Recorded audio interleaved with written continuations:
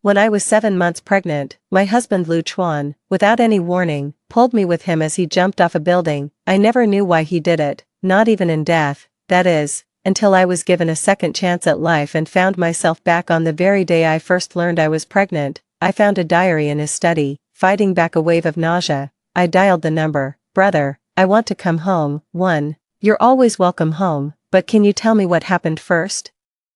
I swallowed with a dry throat, my tears dampening the crimson diary in my hands. In my past life, I truly believed that after our child was born, Lu Chuan and I would be the happiest people in the world. Yet, when I was 7 months pregnant, without any warning, Lu Chuan pulled me with him as he jumped from the 18th floor. Our unborn child never got to see the beauty of this world, shattering alongside its mother and father. And the reason he dragged me and our child to our deaths. It was a lover's suicide pact. I recall that after my death, my soul lingered. I watched as my family sorted through my belongings and came across his diary. The diary was filled entirely with his feelings for his unattainable love, and Meng, so you could be with the one you loved. I married a woman I didn't love. Every time I had to perform my marital duties with her, it made me sick to my stomach. Meng, you were the only sweetness in my life, yet you took your own life for that man. Along with the little angel in your womb, I was utterly heartbroken. Every time I came home and saw Jiang Ling's pregnant belly, it suddenly felt so glaringly offensive. Why should a kind woman like you die, while she gets to live on, perfectly fine? Why should your child never see the light of day, while hers gets to enjoy all the beauty this world has to offer? Meng, with you gone, I have nothing left to hold me to this world. Separated by life and death, I find no more reason to linger. I will join you in death, and take them with me. The handwriting was elegant and graceful, a true reflection of the writer. Reading these words was like seeing Lu Chuan's gentle eyes, documenting the great love of his life. Yet, the one who occupied his thoughts in the diary wasn't me. The one who was a painful sight to him, was me. My brother's urgent voice came through the phone, snapping me back to reality, fighting back tears. I stated my decision bluntly. I want a divorce from Lu Chuan. My brother was silent for a few seconds, asking no further questions. All right, I have a few things to wrap up at the moment. Can you hold on a little longer? I'll come pick you up myself in 3 days. Okay, I had just agreed when the roar of a car engine sounded from outside. Chapter 2. I put the diary back in its place. The moment I stepped out of the study, Lu Chuan happened to be walking by. There was a faint, elusive scent about him, a perfume I'd never worn. What were you doing in my study? As he asked the question, a flicker of panic crossed his face. His eyes darted several glances into the room. I made up an excuse on the spot, saying I was just going to find a book to kill some time. He just said oh and didn't press further, but he kept his eyes fixed on me, his expression complicated. He suddenly asked, "Have you been crying?" I was a bit taken aback. He was actually showing concern for me. I admitted honestly that I had just finished a call with my brother and was feeling homesick. Lu Chuan's usually indifferent expression was tinged with sarcasm. You're a grown adult, and you're crying over something like this. Can't you be a bit more resilient, like other people? With that, he walked straight back to his room without so much as a glance in my direction. I let out a silent, bitter laugh. Was he just comparing me to his beloved white moonlight? Just then, Lu Chuan's phone buzzed with a notification. Almost instantly, a smile tugged irresistibly at the corner of his mouth, and he quickly lowered his head to type a reply. He didn't even bother to sit down, just remained standing there. After a long moment, he finally looked up from his phone, perhaps in a good mood. He even took the initiative to ask me about my hospital visit today. On this day in my past life, I fainted on the street and was taken to the hospital by a kind stranger. That's how I accidentally found out I was already over a month pregnant. I called him excitedly, but he barely reacted. He even sounded a bit impatient, saying he was in a meeting. Ever since we got married, Lu Chuan had always been cold and distant toward me. I was used to it, so I didn't think much of it at the time. I slowly ran my hand back and forth over my still flat stomach. So, he never welcomed this little life from the start. I replied flatly, it's nothing. In the past, I would exaggerate every little ache and pain to get his attention. It was the first time I hadn't acted coquettishly with him. Lu Chuan frowned as he looked at me. Weren't you supposed to have fainted? Though if you did, you brought it on yourself. What do you expect when you never eat on time? I remained calm. 3. Actually, I'm very regular with my 3 meals a day, but ever since I got together with Lu Chuan, I always wanted to eat with him, to match his schedule.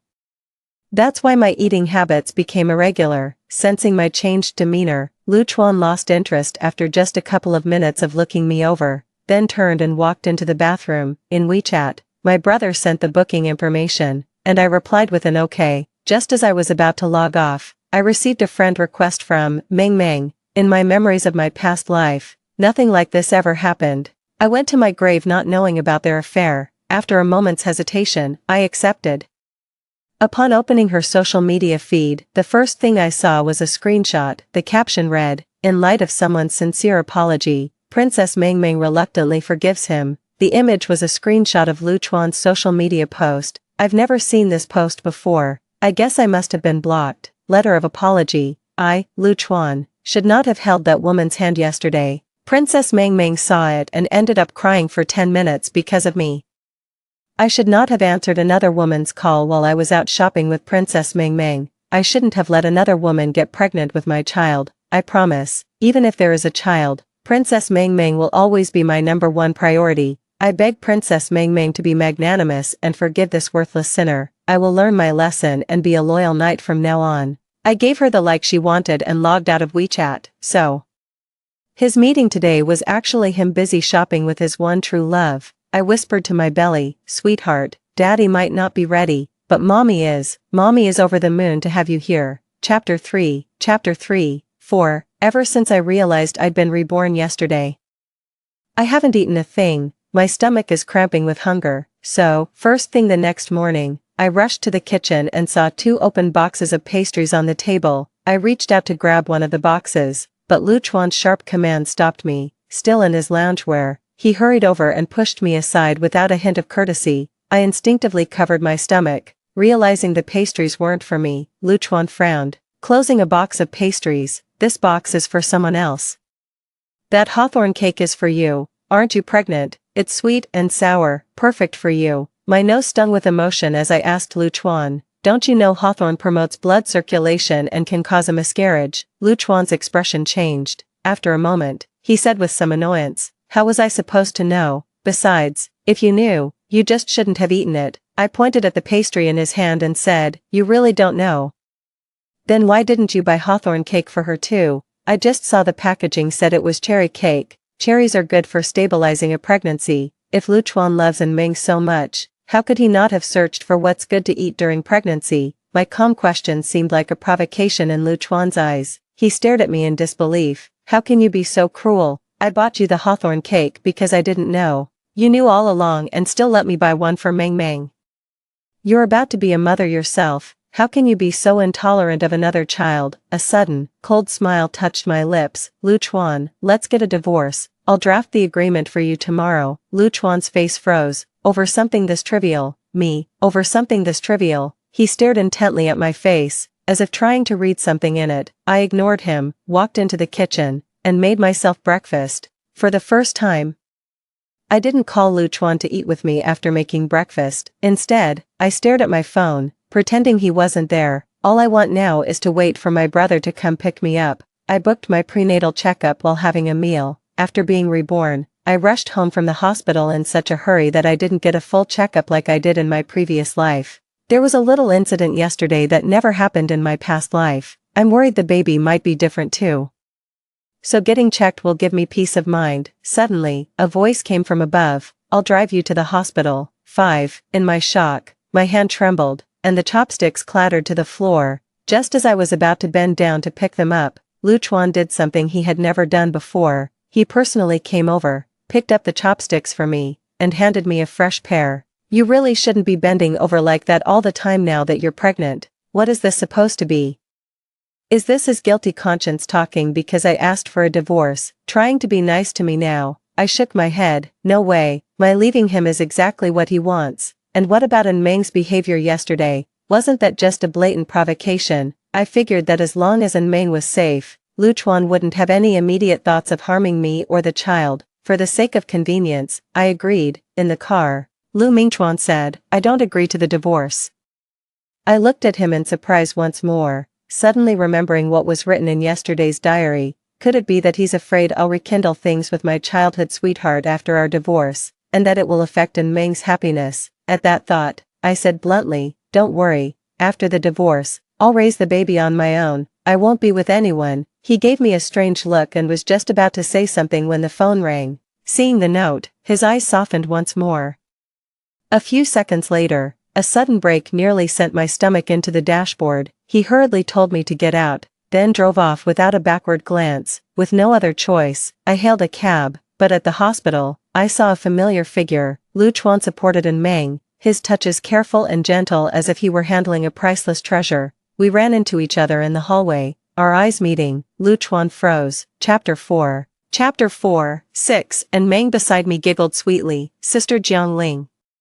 Are you here for a prenatal checkup too? I wasn't really close to her, but I had seen her once before at my childhood friend's wedding. I gave a polite nod, and Meng gave Lu Chuan a playful punch. Why didn't you tell me Sister Jiangling was at the hospital? If I'd known, I wouldn't have asked you to come with me. If she's upset with me, it's all your fault. Lu Chuan immediately began to soothe her with a tenderness I had never seen in him before. After 5 years of marriage, I had grown accustomed to his cold indifference. I had always believed that one day, I could melt the heart of an icy CEO like him. Little did I know, he wasn't made of ice at all. He just had a natural, built-in cold front reserved exclusively for me. I gave a slight, wry smile and asked, "Where's Song Changshan? Why isn't he here with you?" At the mention of Song Changshan, Ming's smile vanished instantly. A flicker of hatred flashed in her eyes before it was gone. She bit her lip, her eyes welling up with unshed tears. Lu Chuan frowned in distress, then glared at me with anger,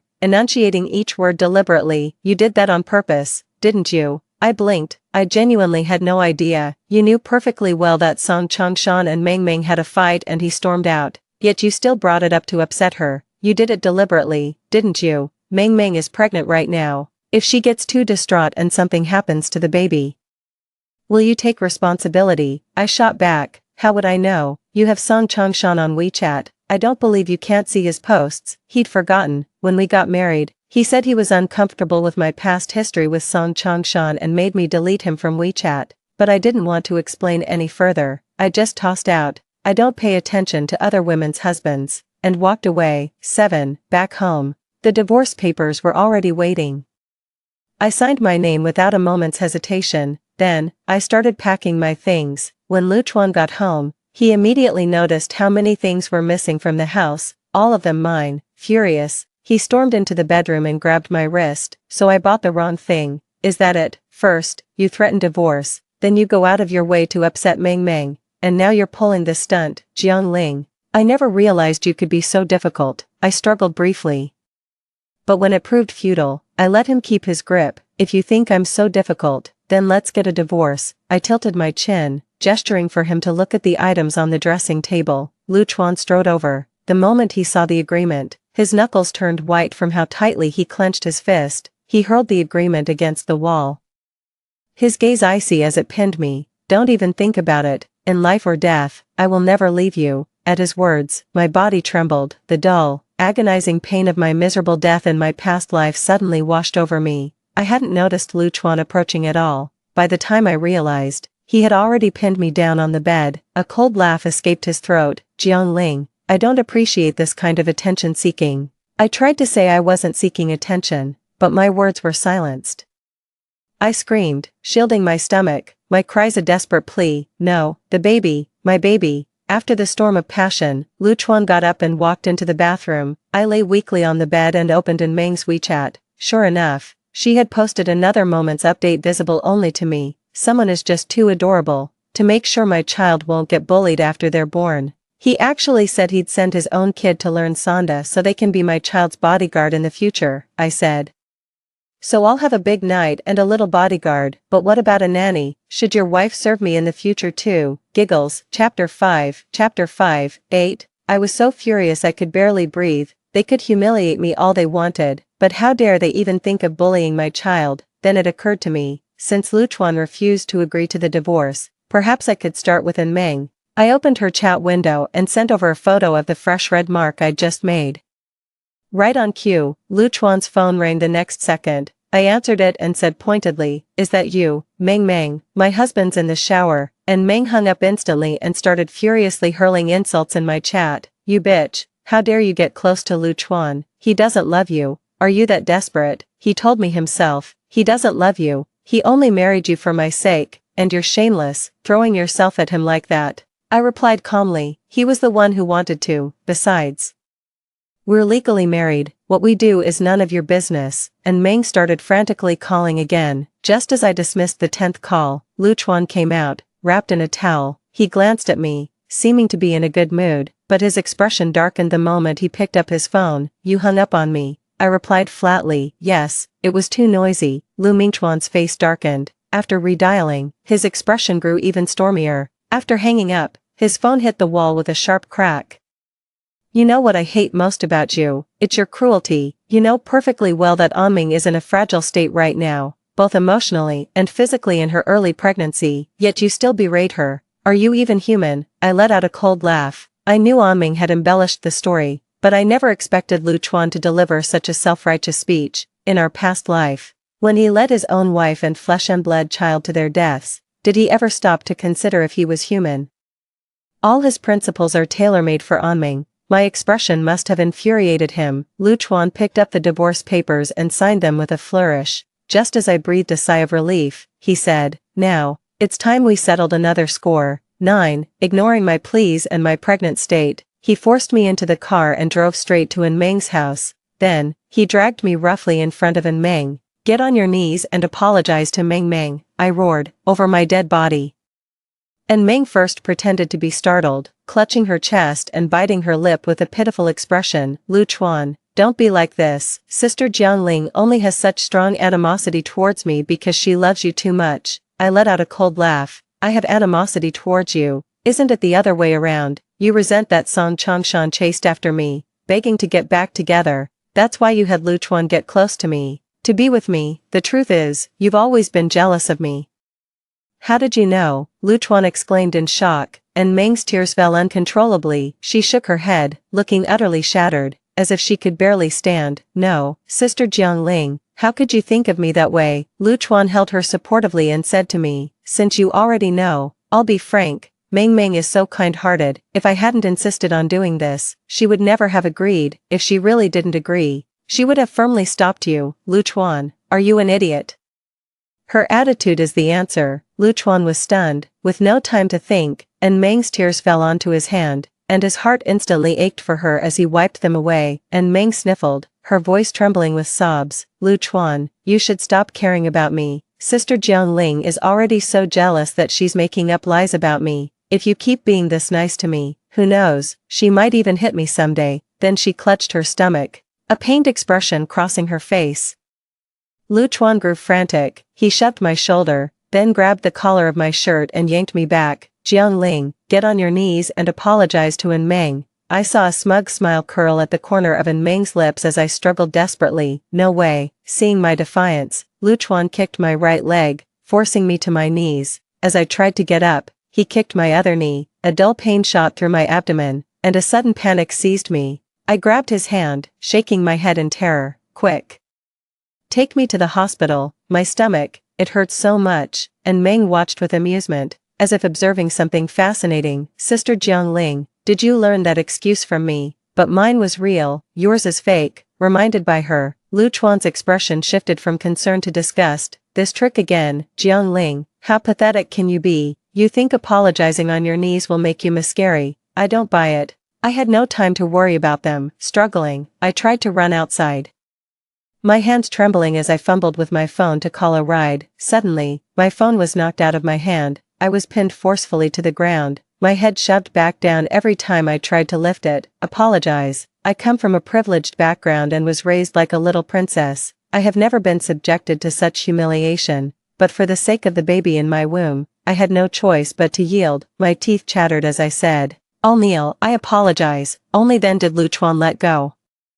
I turned towards En Meng's direction, faced her provocation, and kowtowed heavily. Then, clutching my stomach, I asked, is that enough? En Meng, what should I do? I just don't feel Sister Jiangling's sincerity. The pain in my stomach grew worse, forcing me to kowtow 3 more times until my forehead was smeared with blood. En Meng still said she couldn't feel my sincerity, just as I was on the brink of despair. Little sister. Chapter 6, 10.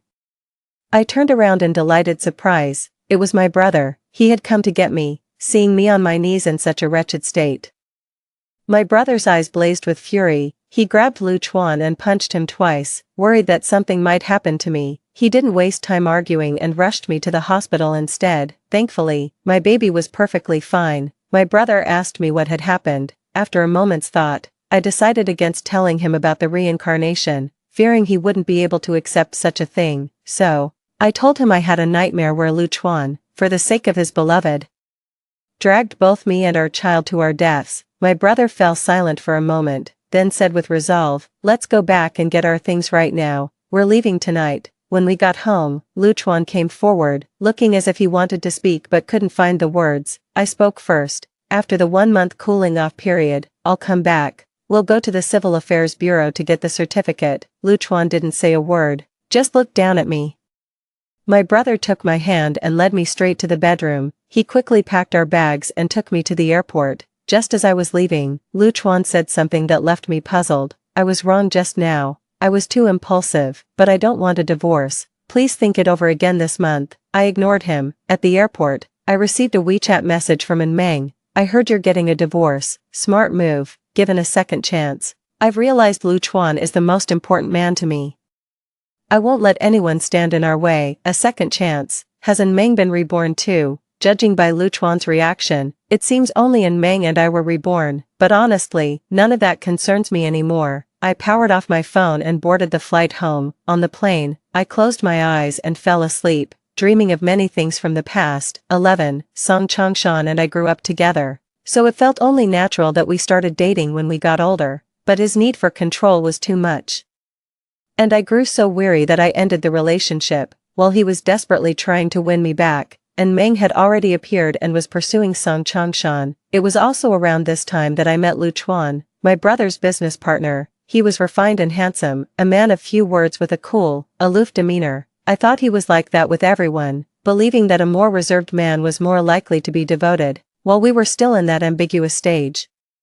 He suddenly showed up at my house one day and asked me to marry him. My family urged me to think it over carefully. Lu Chuan was moving to another city for his career, and marrying him would mean leaving my parents behind. Not even my own family could make decisions for me. I wouldn't listen to reason, completely blinded by love, and agreed to it right away. He wasn't exactly warm towards me, but he did fulfill his duties as a husband. I figured that was just how he was, and I accepted it. Later, when I got pregnant, he wasn't exactly overjoyed, but he still accompanied me to every prenatal checkup. Then one day, he came home and locked himself in his study for 3 days and 3 nights. I thought it was because of work problems, but now I know that was the day Ming took her own life. I was kept completely in the dark like this, until his grief became uncontrollable and he pulled me off the building without warning. By the time we got off the plane, it was already the early hours of the morning. My brother didn't let me carry a single thing. It wasn't until I got into my brother's car that I noticed, despite his youth, a few strands of white hair were already visible. I remembered how,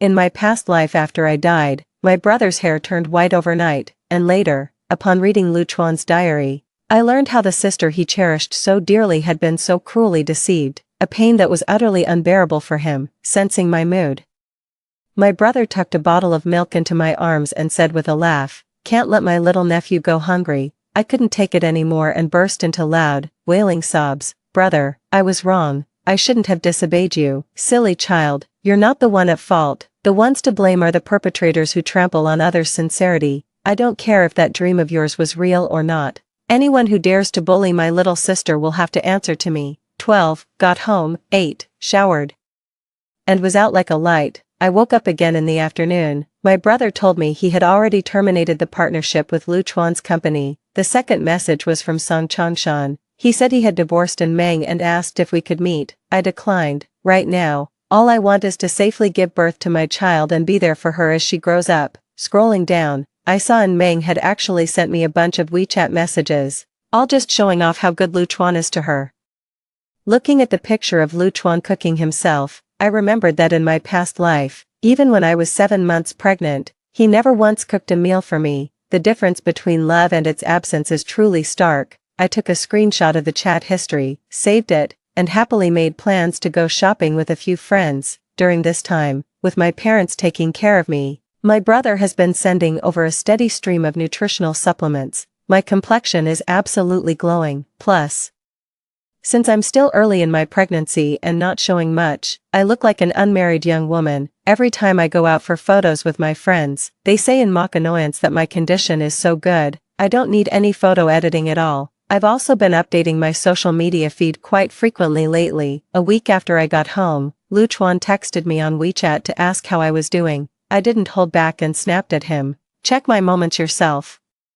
I then took a screenshot and forwarded it straight to Meng, which made her so mad she launched into another round of vicious curses aimed at me. Another week passed. I was at home binge watching a show when the doorbell rang. I thought it was my brother who'd forgotten his keys. He sauntered over and said, "If you forget your keys again, you're going to be in big trouble." It was Lu Chuan at the door. I clutched my stomach, my face instantly turning pale. Chapter 7, 13. He also glanced at my stomach, a complex light flickering in his eyes. A sudden pang shot through my heart. That expression. Could it be that he's also been reborn? I hurriedly took out my phone, my hands trembling as I went to call my brother, but he stopped me. "Don't be afraid, I won't hurt you this time." There was no one else at home, and as a pregnant woman, I was no match for a grown man. I had to keep him calm, so I pretended to be hungry and led him to a more crowded Western restaurant. Seeing the people around me, I breathed a sigh of relief, but when I looked back at him, I found he was still staring right at me. The guilt in his eyes caught me off guard. "You've become more beautiful." I didn't say a word, and a bit fuller, too. I frowned and cut him off. "What are you trying to say? Don't tell me that after I left, you realized you like me more than Meng. How fickle your feelings are." Lu Chuan's face paled, but he pressed on. "If I don't want a divorce, would you be willing to give me another chance?" I remained silent. He continued, "Meng and I grew up in the same orphanage. I've always seen her as a little sister. I've done a lot of thinking these past few days. I don't know if what I feel for her is love or familial affection, but I am certain of one thing. Over these 5 years, I've fallen for you. With you gone, I wake up every day feeling this emptiness inside. My phone is silent without your daily ramblings. It's profoundly lonely. For 5 years, I shared my daily life with him every day, undeterred by his indifference. He rarely responded. On the few occasions he was in a good mood and replied with a few words, I'd get so excited I could have jumped for joy right there on the street. Sometimes, when he was in a bad mood, my messages became the rope for him to vent his frustrations. He'd take it out on me, leaving me bewildered and truly believing I was a bother. And now he tells me he's in love with me and feels lonely when he doesn't get my messages. I scoffed. What's your affection even worth? The server brought the food just then. Being pregnant, I get hungry easily. I lowered my head and started eating by myself. Lu Chuan quietly cut the steak from his own plate into small pieces and placed them onto mine. Eat up, the baby needs the nutrients now. I slammed my fork down onto the plate with a sharp clatter. I found it laughable. Now you think of the baby. Where was that thought when you forced me to my knees? When I begged you to take me to the hospital, why didn't you think of the baby then? Lu Chuan hurried to explain.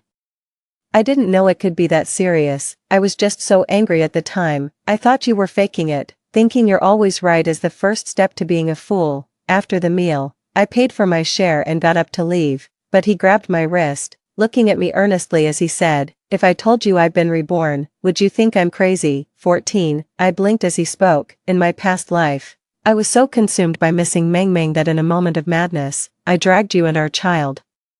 But the instant we fell, I regretted it. Now, I genuinely want to make it up to you. The memory of the searing pain from my own impact in that past life flashed through my mind. I wrenched my hand from his grasp and, still burning with resentment, slapped him across the face. After what happened, the greatest compensation you can give me is to let me go. Please be at the Civil Affairs Bureau in 2 weeks, on time. Don't make me hate you all over again.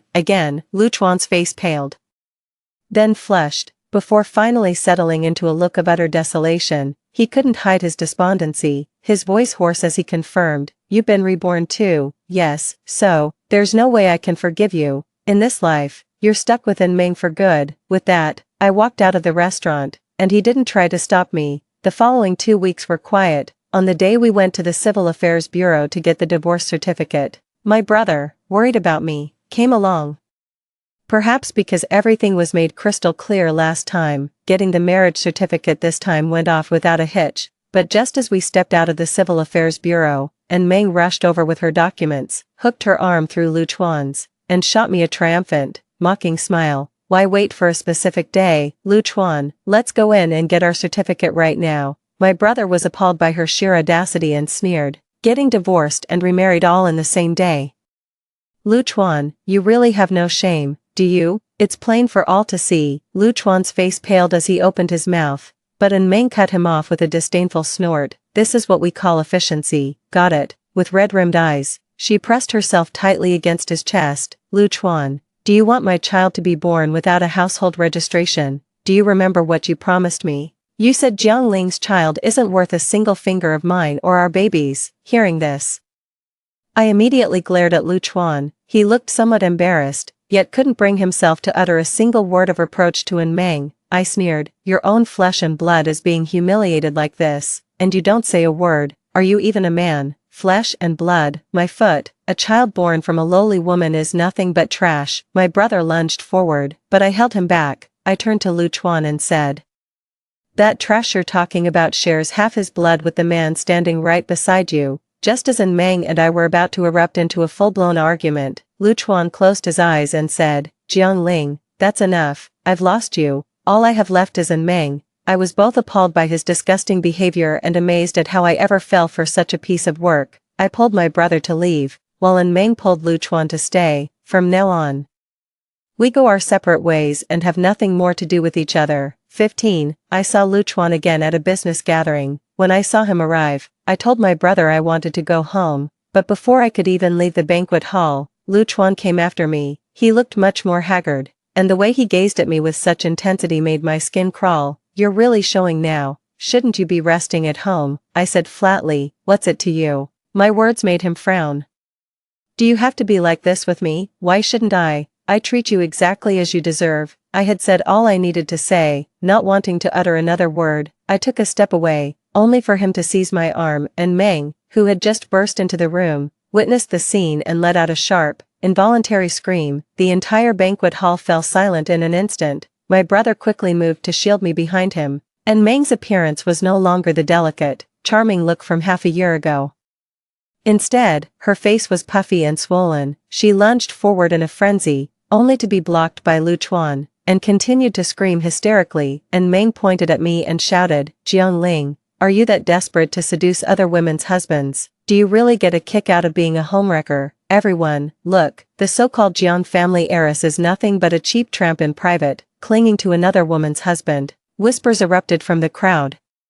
My brother pointed at her furiously. Are you out of your mind? You're the mistress here. My sister is a goddess. Take a good look at your husband. Do you really think he's worthy of her attention? And Meng, with her hair disheveled, glared at me viciously. When I was with Song Changshan, you had his heart. Now that I'm married to Lu Chuan, you're clinging to him. Jiang Ling, just how many things are you going to take from me? I let out a bitter laugh. Dealing with a villain is truly exhausting. This was the first time I truly understood that saying, and now they're even trying to turn the tables on me. Watching the onlookers, who had no idea of the truth, point and whisper, I grew worried about my brother's future business dealings. Fine, then I'll show everyone exactly what the truth is. I handed my phone's chat history to my brother and asked him to project it on the big screen. Chapter 8, 16. 2 minutes later, the big screen displayed every single provocative WeChat post and taunt that Meng had published during my marriage to Lu Chuan, all aimed at me, the legal wife. It also showed Lu Chuan's diary entries, the mandatory cooling-off period before our divorce, and his relentless pursuit of me during that time. The banquet hall fell so silent you could have heard a pin drop. Song Changshan, having caught wind of the situation, rushed over as well. His gaze swept over the three of us before he revealed the truth. He produced the evidence that I had already deleted him. He then exposed the real reason for his divorce from Meng. The child in her womb wasn't his, as she had long been unfaithful with another man. A wave of murmurs erupted. It was clear to everyone that I had maintained clear boundaries after marriage, while Meng had been shuttling between two men. Even the underhanded tactics they used to pressure me into a divorce were utterly despicable to them. Lu Chuan was so furious his eyes seemed to spit fire. He had always believed Meng was a pitiful woman, abandoned through Song Changshan's emotional neglect. He never imagined she was capable of such disloyalty. Sure, She could be a bit spoiled and clingy, but she had a kind heart. Who would have thought she'd do something so vile just to provoke Jiang Ling? And to think he ended up with a woman like that, unable to bear the strange looks from his former business partners. He couldn't stay at the party any longer and pulled Meng away with him, and Meng, acting like a madwoman, continued to hurl insults at me, stubbornly insisting in the face of evidence that I had photoshopped everything. As I was about to head home, Song Chongshan's car pulled up in front of me. After hesitating for a few seconds, I got in. While I was still figuring out how to explain things to him clearly, Song Chongshan smiled. "Don't worry, I'm over you. My career is my priority now." We looked at each other, shared a smile, and a sense of relief washed over us both. Later, after I gave birth to a daughter and finished my postpartum confinement, my brother finally told me about Lu Chuan and Meng's current situation. He said he was afraid it would affect me, and that it wouldn't be good if something went wrong. I laughed out loud. Honestly, I'd known all along. After that incident, the companies partnering with Lu Chuan began pulling their investments one after another. He couldn't secure any new partnerships either. The wives of potential business associates all thought he and his wife had poor character and were afraid they'd be a bad influence on their own husbands. Meanwhile, Lu Chuan had seen through Meng's true nature. No matter how much she caused a scene, he was determined to divorce her as soon as she gave birth, although he would leave some money for Meng and their child. The stark contrast in his attitude was too much for her to bear. She couldn't accept his cold indifference. She tried every trick in the book to win him back, even developing a hysterical fixation that he was having an affair. In a fit of delusion, she went to his office and assaulted several female employees. Lu Chuan had finally had enough. He simply stopped coming home altogether. Some time later, Meng lured him back under the pretense of an apology. Seizing the moment when his guard was down, she wrapped her arms around him and leapt with him from the 18th floor. "Now I'm completely free of worries, spending my days looking after the kids and catching up on my favorite shows. Finally, I found happiness and peace." Story 2. When we got our marriage certificate, Lu Jianan told me he didn't know how to love. So for 5 years of marriage, he gave me all his passion and desire. It was an arranged marriage between families. I knew I shouldn't be greedy, and thought this would be enough, until our anniversary night. I broke his bedroom rule for the first time, secretly removing the blindfold, yet I accidentally saw the name tattooed on the dimple of his back. That was the moment I realized Lu Jianan wasn't incapable of love. He just hid it secretly, reserving it all for my younger sister. We had a fierce argument, wishing each other dead in that moment. Little did I know, those words would prove prophetic. Both of them perished in a car crash over the cliff. Before dying, Lu Jianan, his face covered in blood, looked at me and pleaded, "Ruotang, if there's a next life, let's not be husband and wife anymore, okay?" I stared at him, laughing miserably like a madwoman. When I opened my eyes again, I saw Lu Jianan kneeling upright on the ground. "Uncle and aunt, I can't marry Ruotang. The one I love is Jiang Ying." I was taken aback, but I quickly let it go. As it happened that I didn't want to choose him this time either. 1. "Are you really sure you want to marry a Yu?" Mother Lu seemed somewhat reluctant, but I calmly exchanged the marriage certificate with her. After confirming the name on it was Lu Jiayu, I smiled gently. "It's confirmed, Auntie," Mother Lu earnestly advised once more. "Fortune tellers all say Ayu won't live past 30, Yu, Ruotang. Even if Jianan disagrees with the arranged marriage, you don't have to limit your choice of husband to just the Lu family." In his previous life, Lu Jiayu did indeed die at the age of 30. At that time, his mother fainted from crying, and his father aged significantly overnight. Everyone mourned his untimely passing. He was remarkable, becoming the head of the Lu family at such a young age. Beneath his frail body lay the most resolute heart. Before his death, I had intended to see him one last time, yet from his lips came the words, "I like Jiang Ruotang. Whatever I've done, she doesn't need to know. I only wish for her happiness." He said not all love needs to be spoken aloud, not all love demands reciprocation. So year after year, apart from his assistant, no one knew. His love was buried too deep, so deep that I never noticed even a hint of it, until his final moment when he left this world with endless regrets. So, even if it's just for this I also want to help him, at least not let him die with regrets. After a long while, I raised a smile and gently patted the back of her hand, comforting her. "Auntie, Lu Jiayu will live a long life." 2. After Lu's mother left, my own mother came to ask me, "Are you really not just acting out of spite towards Lu Jianan? she knew how much I liked Lu Jianan, childhood sweethearts. From the moment my first love blossomed. No other boy could compare in my eyes. I thought he felt the same, but I never imagined it had always been my unrequited love all along. In my past life, when Lu Jianan and I got our marriage certificate, he told me, "I've lived surrounded by schemes since childhood. I don't understand love, nor do I know how to love, but whatever I can give, I'll give to you." Married for 5 years. We were famously known in our circle as the perfect match, a loving couple, so to maintain this marriage, I was willing to teach Lu Jianan how to love me, and I could indulge his occasional willfulness, even his preferences in bed, I could tolerate. In our past life, Lu Jianan would always hand me a blindfold or use a tie to cover my eyes before bed, saying, "Tang's eyes are too beautiful, I'm afraid I might lose control and hurt you." Every time, I'd blush so hard the tips of my ears turned red. Later, once or twice, he forgot to cover my eyes. Overjoyed, I wanted to see his impassioned expression. But he just coaxed me to change positions, then tenderly kissed my back inch by inch as if to appease me. We almost never faced each other, and I simply assumed it was Lu Jianan's habit, until the 5th anniversary, the first time I secretly removed my blindfold. I accidentally discovered the name tattooed in the dimple of his back. Humiliation and betrayal washed over me simultaneously. At that moment, I felt as if I'd plunged into an ice cellar. I went berserk, smashing everything in the bedroom.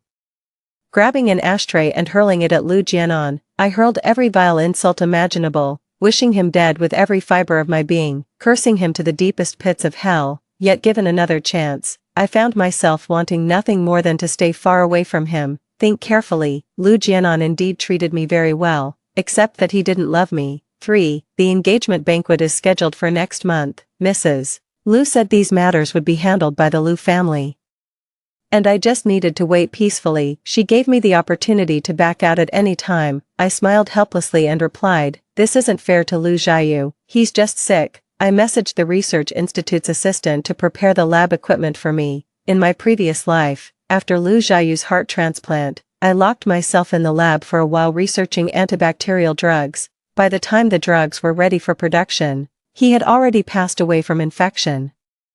"I hope we can make it in time this time." Suddenly, Lu Jianan sent me a message, "Come to the G Club, I need to discuss something with you." I refused directly. The first thing Lu Jianan did after being reborn was to come to my house to cancel our arranged marriage and confess his love to my adopted sister Jiangying. To make Jiangying happy, he set off fireworks all night long. The topic about them remained at the top of the trending list, with everyone praising them as a perfect match. Paparazzi even captured a video of them strolling by the seaside. Jiangying seemed tired from walking and coquettishly asked Lu Jianan to carry her. I initially thought he would refuse, but he didn't. With a doting smile, he knelt on one knee, gently massaged her ankles first, and then carried her effortlessly, his movements fluid and tender. A netizen commented, "Young Master Lu is truly head over heels for Jiangying." During this time, he stayed by Jiangying's side, dutifully trying to please her and pampering her like a little princess. He was making every effort to make up for the regrets of his past life, wanting to live a different kind of life. I don't object, as long as it doesn't involve me. But in the end, I still came to the G Club, though not because of Lu Jianan. I want to meet Lu Jiayu, and his assistant called me back. "Miss Jiang, President Lu is discussing business at Jui. If it's urgent, you can come directly." I frowned subconsciously and couldn't help but tease, "Still drinking while sick? Is he afraid death won't come fast enough?" The assistant on the other end immediately went silent. After a long silence, only a faint cough could be heard. In the end, the assistant hastily left a private room number before hanging up the phone. 4. Surprisingly, Lu Jianan seemed certain I would come, having sent someone to watch for me here early on. The moment I showed my face, 2 bodyguards at the entrance forcibly brought me to Lu Jianan's private room. After pushing the door open, he immediately pressed hard on my shoulders, forcing me to kneel on the ground, the coldness seeping from the floor into my knees. A sense of humiliation washed over me once again. I clenched my fists and stared at the man before me. "Lu Jianan, are you out of your mind?" The private room was dimly lit. Lu Jianan bit a cigarette from the pack, lit it, took a drag, and exhaled a wisp of white smoke. "I didn't want it to come to this either. If you refuse to cooperate and won't call off the engagement, don't blame me for playing dirty." My mind instantly went blank. Lu Jianan and I had clearly cancelled our wedding long ago. Could it be that he still doesn't know? I instinctively struggled a bit, opening my mouth to explain. Lu Jianan had already walked up to me, holding a glass of wine and pinching my chin. Ruotang, don't blame me. I just wanted to live the life I desired for once. As long as you're tainted, they won't force me to marry you. I stared fixedly at Lu Jianan, my eyes brimming with boundless sorrow. My heart ached so badly it felt like it was convulsing. The bond of childhood sweethearts, 5 years of marriage, truly trampled into the dirt. So you're going to drug me and send me to someone else's bed? For a moment, Lu Jianan seemed to be in a daze. His thin lips pressed tightly together, his movements pausing for just 2 seconds. In the end, he forcibly poured the wine into my mouth. The Lu family has been busy preparing for our engagement banquet these past 2 days. I truly can't wait any longer. I've found you a suitable young master from a matching family. He will take responsibility for you and marry you. Lu Jianan, you're crazy, you've truly gone mad. I struggled desperately to break free from his grip.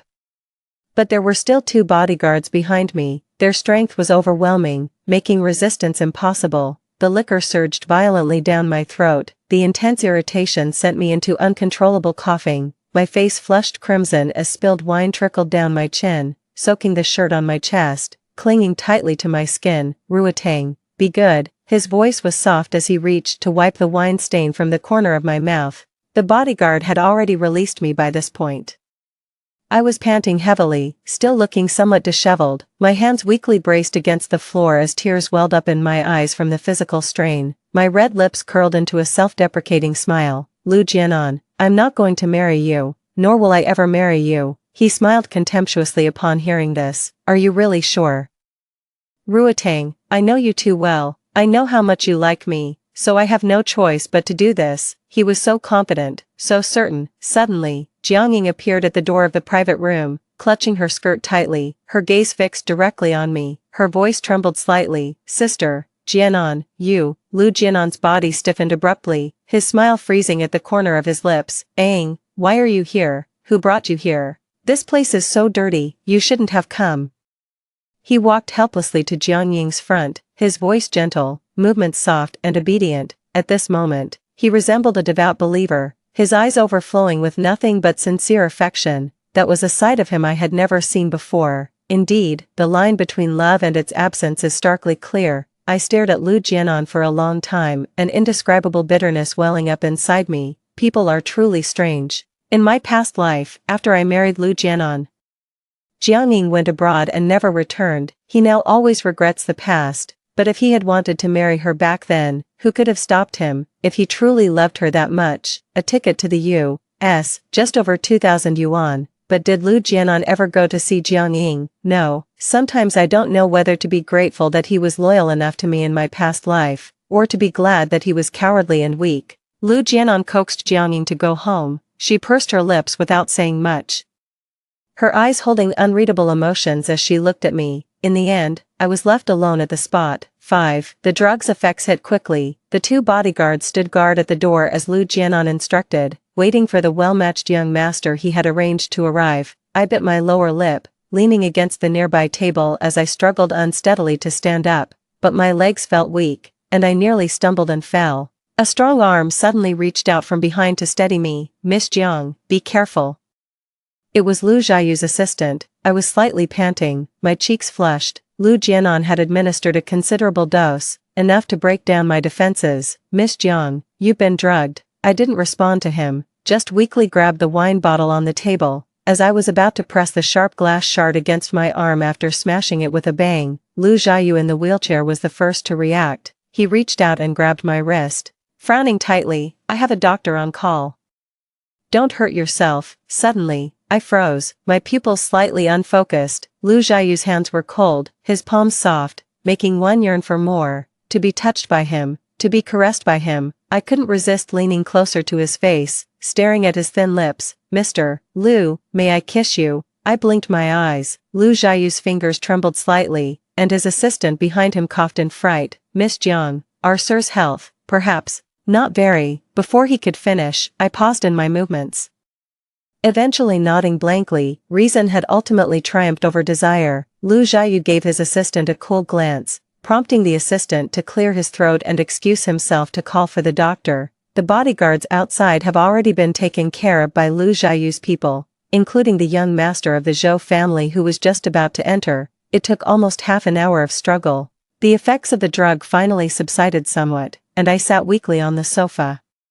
But Lu Jiayu's brow remained tightly furrowed. I didn't know Lu Jianan would do something like this. It's my fault for putting you in such danger. I'm sorry, I didn't think it through properly. His eyes were filled with remorse. Lu Jiayu and Lu Jianan were polar opposites, one gentle, refined, and humble, the other unruly and arrogant. The heavens truly are unfair, to let such a good person die at the age of 30. Seeing my prolonged silence, Lu Jiayu's face darkened further as he said earnestly, Miss Jiang, I will make Jianan apologize to you. This matter won't be left unsettled. He will pay the price. As the words fell, I looked up just in time to catch the fleeting emotion in his eyes. Lu Jiayu was angry, because Lu Jianan hurt me. In my past life, I accidentally overheard that he liked me, and later I simply kept this matter buried in my heart. I never told anyone. At this moment, I suddenly wanted to ask Lu Jiayu why he liked me. Before I realized it, the words had already slipped out. His expression froze for a moment before he stiffly replied, Miss Jiang,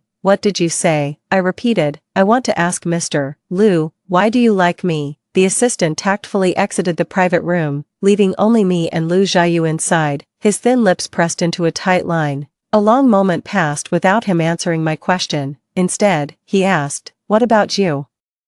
Why did you choose to marry me? Fortune tellers all say I won't live past 30. Lu Jiayu's voice was hoarse, as if mustering the courage to test for an answer. Because Lu Jiayu is wonderful. I leaned slightly forward from the sofa, reaching out to touch his furrowed brow. The fortune teller was wrong. Lu Jiayu, smile for me, and I promise you'll live 100 years. Everyone says you won't live past 30, but I insist you live 100 years. I want you to live.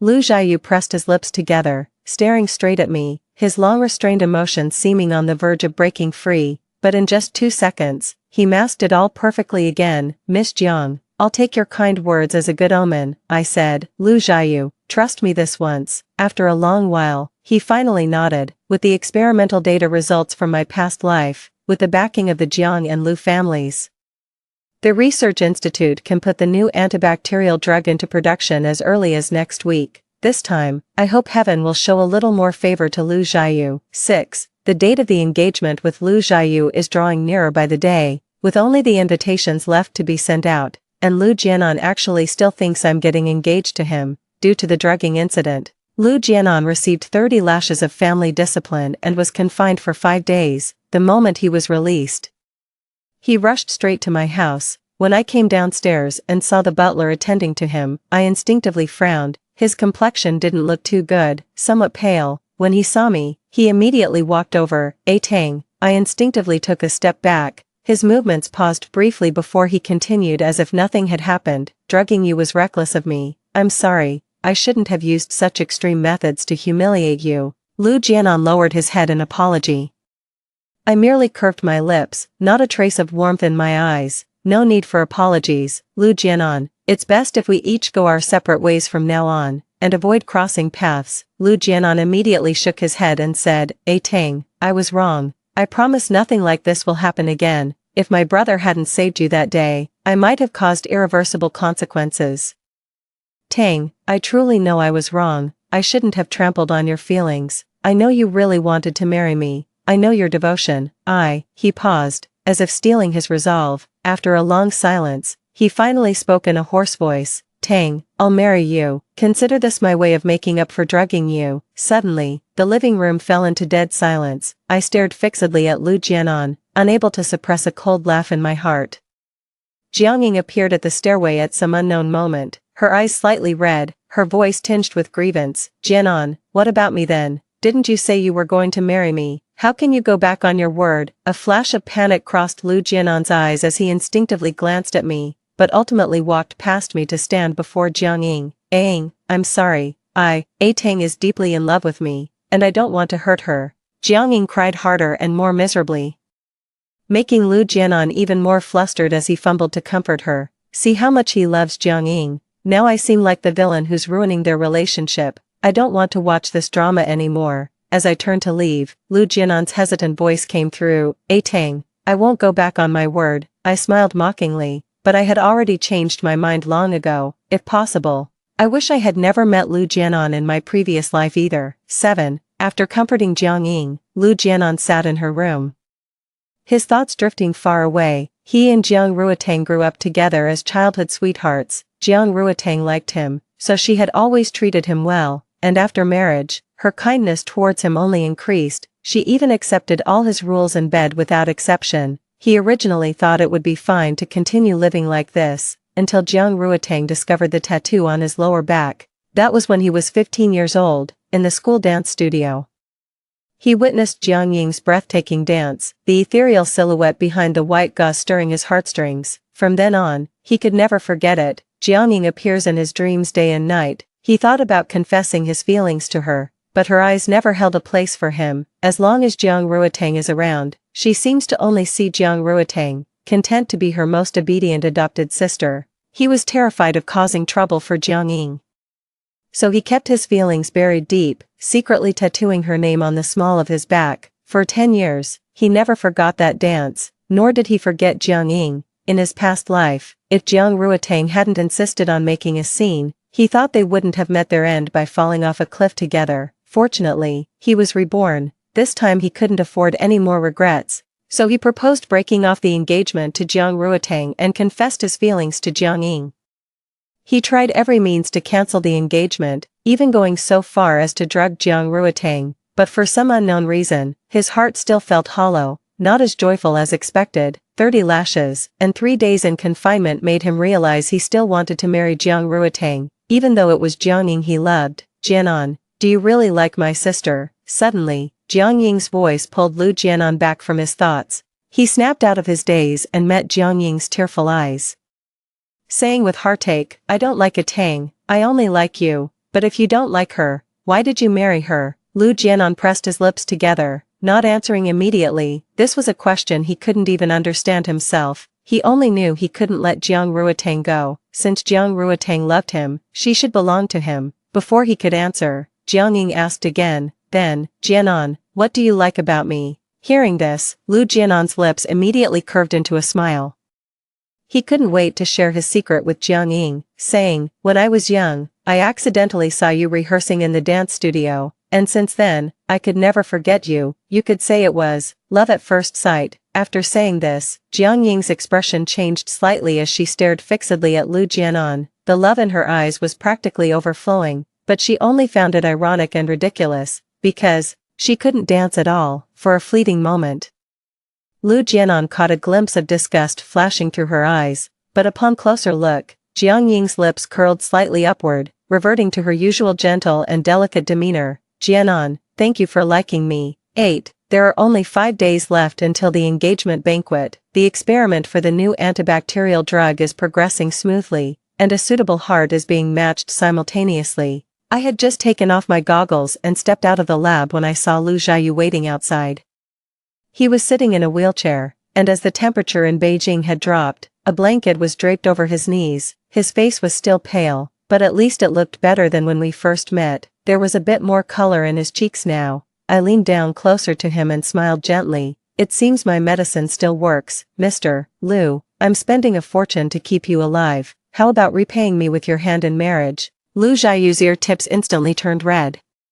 He covered his lips with his hand, cleared his throat, and turned his face away. Then he signaled his assistant behind him to hand me the invitation. I naturally took it over. Only then did he respond with a word, all right. I chuckled softly, and after opening the invitation, my gaze lingered slightly upon seeing our names side by side. A surge of indescribable emotion welled up in my heart simultaneously. In my past life, the engagement banquet between me and Lu Jianan was almost entirely arranged by his mother and mine. The Lu family provided a substantial betrothal gift, but compared to Lu Jiayu in this lifetime, it wasn't even 1/10,000th of what he offered. He nearly gave me all of his family's assets. I recognized his handwriting. When I first received the invitation, I had even complimented the person who wrote it, never imagining that person would be Lu Jiayu.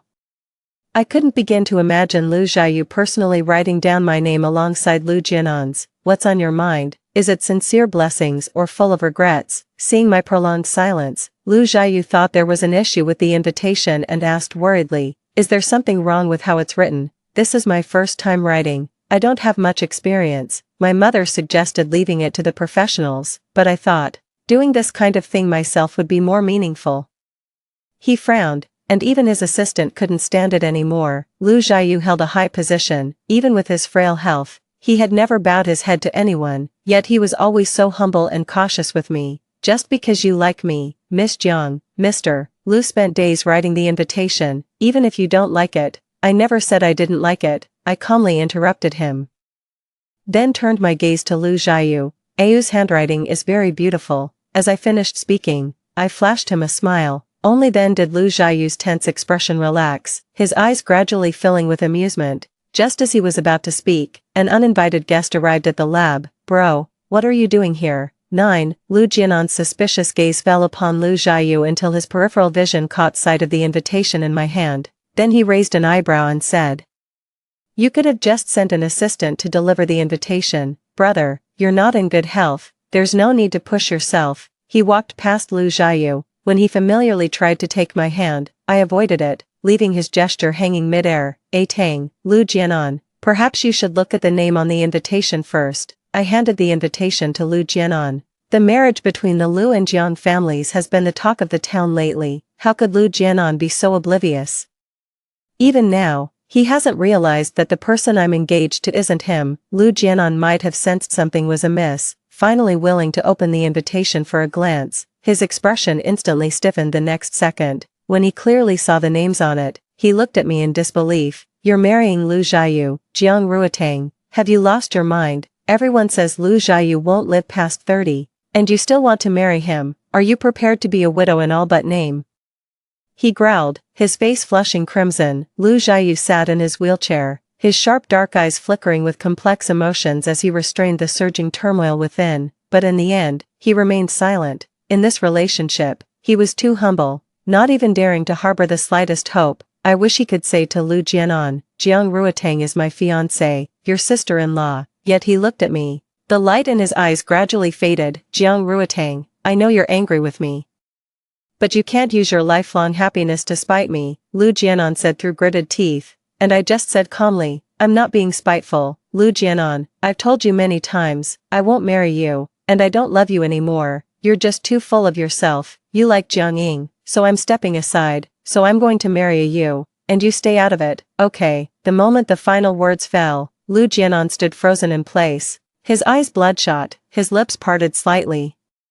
His expression full of shock. He couldn't believe these words had come from my mouth. Even more unbelievable was that the person who once cherished him above all else no longer loved him. After a long silence, he clenched his teeth and said stubbornly, "You're lying to me, Jiang Ruotang, you're lying to me." I didn't respond to him anymore. Is it me deceiving him, or is he deceiving himself? He knows it perfectly well in his heart. 10. Lu Jianan tore up the invitation and left. He still refuses to believe that this engagement banquet truly has nothing to do with him, but I'm not obligated to explain anymore. In this lifetime, he chose the path he always wanted to take, so he shouldn't regret it. Actually, Kanan was right. After a long silence, Lu Jiayu finally spoke up. He looked at me with an inscrutable gaze. This time, I didn't say anything more. "Actually, I'm somewhat disappointed. Lu Jiayu didn't believe he could survive, so likewise. He never believed in me either." On the way sending me back, Lu Jiayu kept glancing at me from the corner of his eye, but I never looked at him, just calmly gazed out the window until the car stopped outside the Jiang family villa. As I was getting off the car, Lu Jiayu finally spoke again, asking in a low voice like a child who had done something wrong, "Ruotang, are you angry with me?" I pressed my lips together without speaking and turned my face to look at him. Lu Jiayu said earnestly, "Ruotang, if I've made you angry, it's my fault. But please believe me, it was unintentional." I asked, "Lu Jiayu, don't you believe I can keep you alive?" He froze. Suddenly, I let out a low chuckle. "I understand now, Lu Jiayu. The engagement banquet is in 5 days, you can cancel any time. This time, the choice is yours." After saying that, I got out of the car and left. I knew Lu Jiayu was watching me the whole time, but I didn't look back. Thinking oneself infallible seems to be a common flaw of all people. Lu Jianan is no exception, and neither am I. I thought I could help him. I thought that by marrying him, he would have no regrets, yet it seems I never asked whether Lu Jiayu was willing. 11. The Jiang family villa was brightly lit. The moment I entered the foyer, I saw Lu Jianan kneeling stiffly before my mother, just like the day he was reborn. Only that time he was begging to cancel our marriage. But this time it's exactly the opposite. Auntie, I was immature back then. I shouldn't have insisted on canceling the arranged marriage with a Tang. All the faults are mine, but you can't let a Tang marry my brother. His affair with Jiang Ying has become public knowledge recently, and mother has long been disappointed in him, even though she wasn't entirely satisfied with my marriage to Lu Jiayu at first. He later proved himself in every possible way.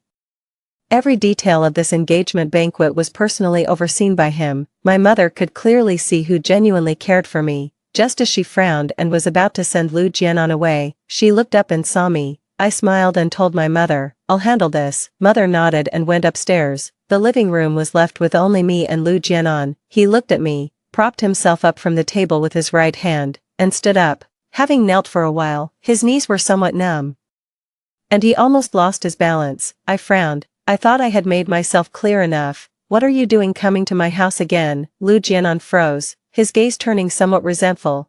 Tang, I only want what's best for you. What's best for me? I let out a mocking chuckle, then raised my eyes to stare at Lu Jianan as I stepped closer to him. Lu Jianan, don't you like Jiang Ying? Now that you've gotten your wish, we've called off the engagement. You're free to marry Jiang Ying.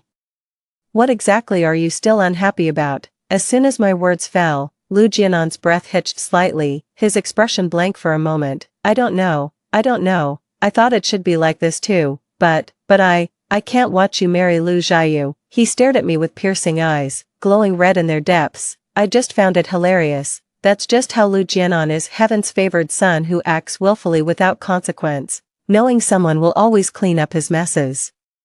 Nor does he ever understand the concept of empathy. I will always remember. Once when a typhoon hit the capital, Lu Jianan stubbornly craved cakes from Nanjing Street and insisted I go buy them. With no choice, I drove through the rain to get them for him, a 4-hour round trip. By the time I got home, it was already past midnight. Coincidentally that day, I'd forgotten my keys and called Lu Jianan multiple times, but he never answered. Later he explained to me that he had fallen asleep, so he didn't hear the phone, but I knew he wasn't asleep. It was just too cold and he was too lazy to get out of bed. Wanting cake was just a passing whim, but if he asks, I have to give it to him. Why? Because I like Lu Jianan. I can only search for sweetness among broken glass. Liking him is an exhausting and painful thing. But I persisted for 10 years, and I truly can't go on anymore, nor do I want to. After a long silence, I said weakly, Lu Jianan, you can't have your cake and eat it too, but you clearly like me. Choosing Lu Jiayu, isn't that just settling for second best? You've liked me for so long, how could you suddenly change? I don't believe it. Lu Jianan looked at me unwillingly, while I just curled my lips mockingly and said coldly, why don't you understand yet? I stopped liking you long ago. 12. The living room fell into dead silence. Lu Jianan pressed his lips together in prolonged silence, the pain in his eyes clearly visible. As I moved past him to leave, he suddenly raised his hand to grab my arm, his voice soft and tentative as he asked, Tang, have you also come back? I froze for a moment but didn't deny it. Lu Jianan seemed to understand instantly. The corners of his lips curled into a self-mocking arc as his fingers clenched my arm so tightly his knuckles turned white.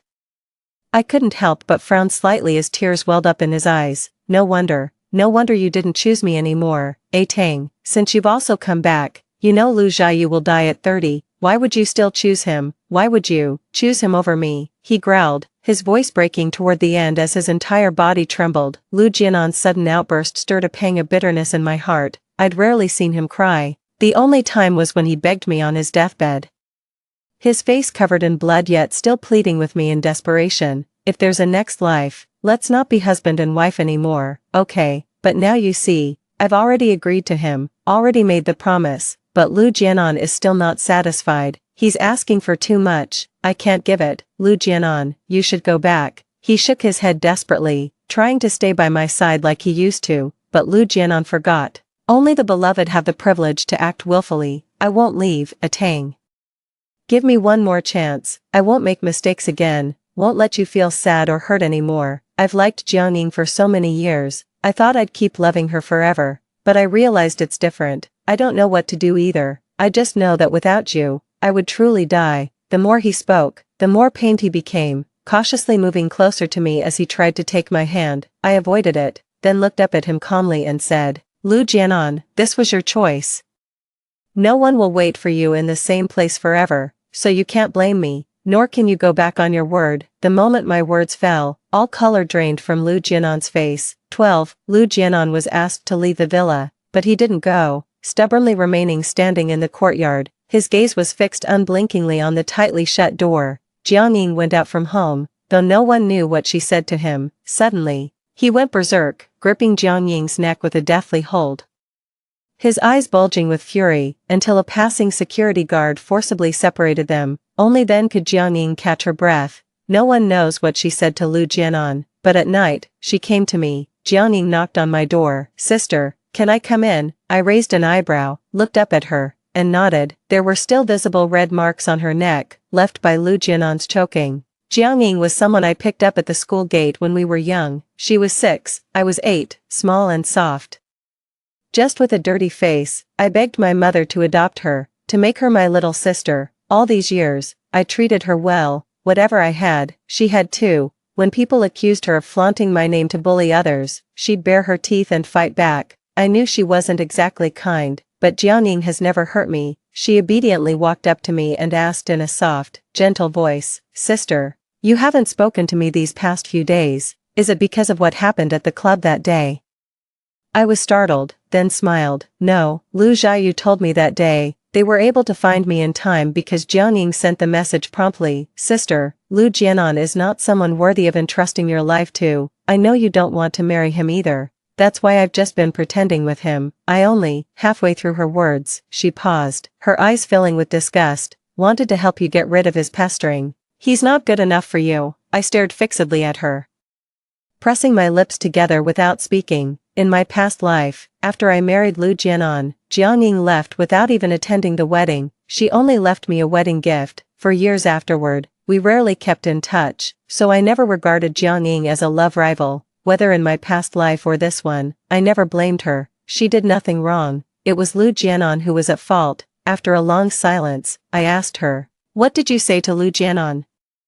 Jiang Ying's expression visibly stiffened before she finally tried to appease me by hooking her pinky with mine, saying, It's not important. The important thing is that annoying Lu Jianan is finally gone. I nodded suspiciously. The following days, I didn't see Lu Jianan again, and thought he had finally given up, until the day of the engagement banquet. Lu Jianan suddenly burst into the dressing room and locked me inside. He held me and cried like a child, looking even paler than a few days ago. His eyes bloodshot, he kept repeating, I was wrong, Tang, I was wrong. It was my blindness. I mistook you for someone else. I'm sorry. I'm so sorry. I failed you. Only then did I realize what Jiang Ying had said to him that day. Lu Jianan lifted his shirt, gazing at me pitifully. The tattoo on his waist had been removed, only to be replaced with my name. At that moment, I only felt Lu Jianan was pitiful and ridiculous. He begged for my forgiveness, pleaded for me to give him another chance. Yet I remained silent, just calmly gazing at the boy I had loved for 10 years. Heaven truly has a way of playing tricks on people. In the end, Lu Jianan was knocked unconscious by bodyguards and dragged away. 13. The day before the engagement banquet, Lu Jiayu came to see me on his own initiative that day. He didn't say or do anything, just sat quietly in the lab watching me work all day, occasionally lending a hand. Lu Jiayu asked me out for dinner after I got off work. Actually, in our previous lives, we had almost no interaction beyond family banquets and rarely met privately. I once asked Lu Jiayu why he liked me, but he didn't answer. But that day, he gave me the answer. At 15, a breathtaking dance. When I heard these words, my heart skipped a beat. He said, It's not that I don't trust you, I just don't trust myself. Ruotang, no one wants to live more than I do, and no one wishes for your happiness more than I do. He's just scared, terrified. If he really died at 30, what should I do? How should I spend those long years? He's afraid I'll be lonely, afraid I'll have to face the darkness alone. Even if he could make all the preparations before his death, he's still afraid there might be something he overlooked. Only later did I come to realize, I thought Lu Jiayu and I had no connection, only because he hid it too well. The anonymous annual investment in the research institute, every thoughtful arrangement at each banquet I attended, the most satisfying birthday gift every year, even including my grand wedding in the previous life, the one-of-a-kind wedding dress. And the ring I designed myself. Lu Jianan thought this was just Lu Jiayu's deepest blessing as an elder brother, yet no one had ever imagined, hidden within this are Lu Jiayu's countless mountains and rivers. He has walked such a long road alone. Fortunately, this time, I saw it. 14. Half a month after the engagement banquet, Lu Jiayu successfully underwent a heart transplant surgery. The new medication caused no adverse reactions in him, in his previous life. His body was extremely weak. He didn't survive past the 20th day before succumbing to infection and passing away, but this time, he survived. Over 3 months, the entire Lu family wept with joy. In the hospital room, Lu Jiayu sat leaning against the bed, his gaze fixed on me. Uncle and aunt, I can't marry Ruotang, the one I love is Jiang Ying, and after a long pause, he finally said, Ruotang, thank you. I curved my lips slightly, leaned forward a little. And just like that time we met at the club, reached out to touch his eyebrows, I told you, if you smile, I'll guarantee you a long life of 100 years. As the words fell, Lu Jiayu smiled. Half a year later, I saw Lu Jianan once. He hit someone while drunk driving, was sentenced to 3 years, and the once proud son of heaven fell into the mire. No one would indulge his willfulness anymore, just like in our past life. Jiang Yingru left the country the day before my wedding with Lu Jiayu, leaving me another wedding gift. The farce was finally over, and I, Lu Jiayu, no longer walked alone. The end. Story 2. After being reborn, the first thing I did was go to the hospital to abort the child in my womb, and then I filed for divorce from Gu Jing. I didn't fight for the custody of my son, Gu Shibai, nor did I claim other properties. All I asked for was a seaside view house in a coastal small town. The small 3-bedroom, 1-living-room apartment was decorated by me to be very cozy. And all the appliances I bought were parent-child sets. At first, Gu Shibai thought that all of this was prepared for him and scoffed at it. It was not until he found that the pink children's room was piled high with dolls and the wardrobe was filled with beautiful princess dresses that he began to feel panicked. Both he and Gu Jing thought that I was ill, that I had gone crazy. He cried and questioned me, Mom, I'm your own son. Why don't you even look at me? But you're so good to the daughter you imagined. He didn't know that it wasn't an imagination. I really had a beautiful and well-behaved daughter. She lived in the memories of my previous life. 1. Half a year after settling down in the coastal small town, I received a call from Gu Jing, asking me why. The process of our divorce was very uneventful, as simple as having a meal together. We both tacitly agreed that Gu Shibai would stay in the Gu family. We didn't argue much about the custody issue. He never asked me the reason for my sudden decision to divorce and coldly completed the procedures. I thought he didn't care, just like he had never cared about the joys and sorrows of his wife, me, during all these years of our marriage. Now, half a year later, he suddenly asked me, why. At that time, I was hanging a portrait in the newly painted pink children's room. A woman was sitting on the bay window holding a little girl. Outside the window were the blue sea and rows of windmills.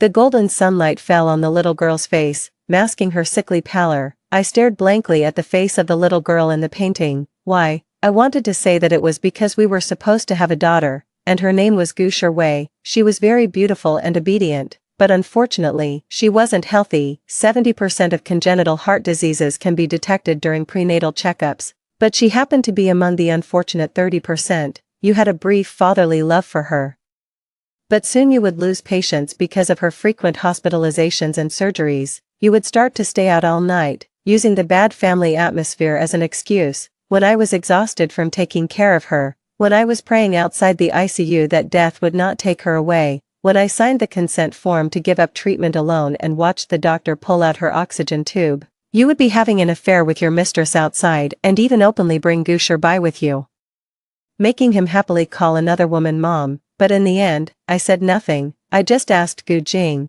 did you have breakfast with Miss Zhou today? 2. 1 year after settling down in the coastal small town, I met Gu Shibai. At that time, I had just returned from a trip to Xinjiang. I was walking home wearily with a canvas bag on my back when I saw the figures of the big and the small standing in front of the corridor. I instinctively stopped and kept a distance from them. As time passed, I rarely thought of this father and son. They didn't like me, and my feelings for them had also faded away during the long period of disappointment in my previous life. I thought that as long as I didn't deliberately seek them out in this life, we would never meet again. It was Gusherbai who spoke first. Although he was only 6 years old, he was precocious. His words were milky but hurtful. The school organized a parent-child trip here. Grandma and Grandpa said that since I'm here, I should come and see you. This is the courtesy and grace that a Gu family member should have. I nodded silently.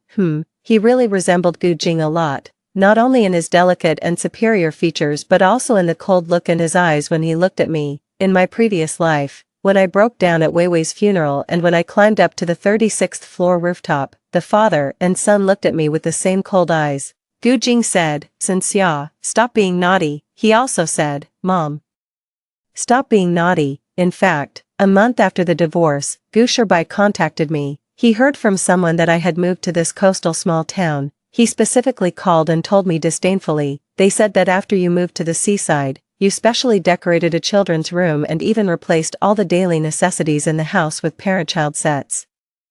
But I won't live with you. Don't waste your efforts." I calmly replied with an and then I heard him cheer on the other end of the phone. "Wow, Aunt Zhou gave me a new game console again. Aunt Zhou is the best." Then he hung up the phone in a hurry. Obviously, my departure didn't have any impact on his life. Compared with getting along with me, his biological mother, he has always preferred those games and also liked Zhou Tian, who always played games with him and gave him game consoles.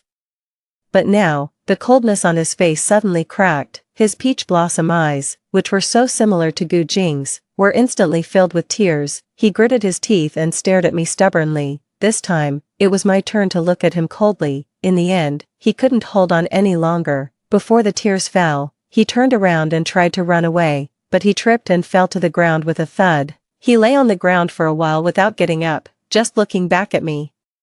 He was always like this. Every time I got close to him, he would always put on an impatient face, speak coldly to me, and show all kinds of disgust. Once my attention was slightly away from him, he would deliberately fall down or pretend to be uncomfortable, making me feel soft-hearted and helpless. But this time, I watched him coldly and remained indifferent. He opened his eyes wide in disbelief, with a look of confusion, puzzlement, and sadness on his face. He burst into tears in front of me with a "Wow, you're a liar, a big liar. You clearly said that you would love me forever and stay with me forever." 3. Gu Jing frowned and accused me. "Sinclair, although the child is young, he actually understands everything. You shouldn't be so cold to him." His expression was serious, and his attitude was as condescending as ever. It had always been like this between him and me. We were not like a husband and wife but more like an employee and a boss. Most of the time when he was at home, he didn't take the initiative to communicate with me. It was always me who took the initiative to report every bit of my life to him. Regarding the part about myself, he was always indifferent. Only when it came to Gusherbai would he interfere a little. He would even scold me sharply in front of Gusherbai and the servants without showing any mercy. As a result, every time he showed even the slightest displeasure, I would unconsciously reflect on myself, engage in internal struggles, and repeatedly think about what I did wrong and what needed to be improved. Now, seeing his face again, I only felt extremely annoyed. "Have you forgotten what you said to me when we got divorced?" He said that he hoped I wouldn't disturb Gusherbai's life in the future. Gusherbai was still young and would soon get used to living without me as his mother, and that would be the best for him. That was the longest passage he had ever said to me during the entire divorce process. Now he said matter-of-factly, "I was too naive at that time. Sherbai is your only child. Mother and son are connected by heart. He needs you, and you also." I interrupted him, "But I don't need him." Gu Jing was somewhat taken aback and stunned. Neither he nor Gusherbai had ever seen me being so blunt. It seemed that even now he still didn't understand my determination when I left a year ago.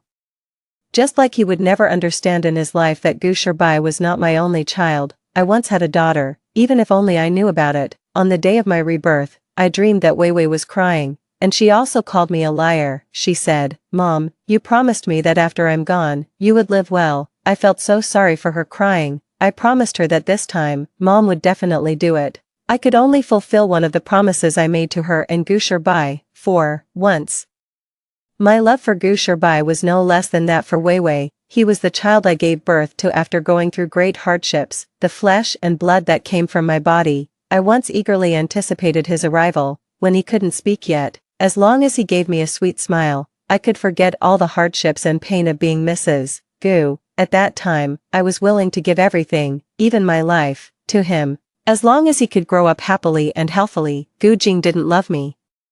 The story between him and me was very ordinary. We were childhood sweethearts who grew up together. When we reached the right age and didn't have suitable partners, we were matched up by our elders. I once felt uneasy because of this ordinariness. During my school days, I had witnessed what Gu Jing was like when he was in love with someone. The young Gu Jing was much more energetic and cheerful than he is now. Every time I saw him, he seemed to be smiling.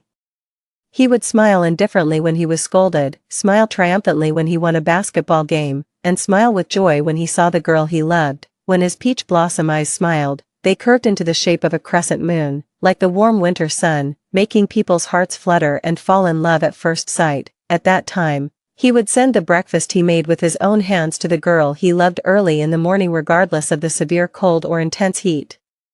He would release sky lanterns all over the sky for her, and he would arrange flowers all over the playground and loudly express his love in front of everyone. He was passionate and crazy. That girl was a top student. She won awards in various physics competitions all the way and skipped grades early to go abroad to continue pursuing the truth of physics. After that, Gu Jing seemed to become indifferent to everything. Before the wedding, I once asked Gu Jing if we would really be happy.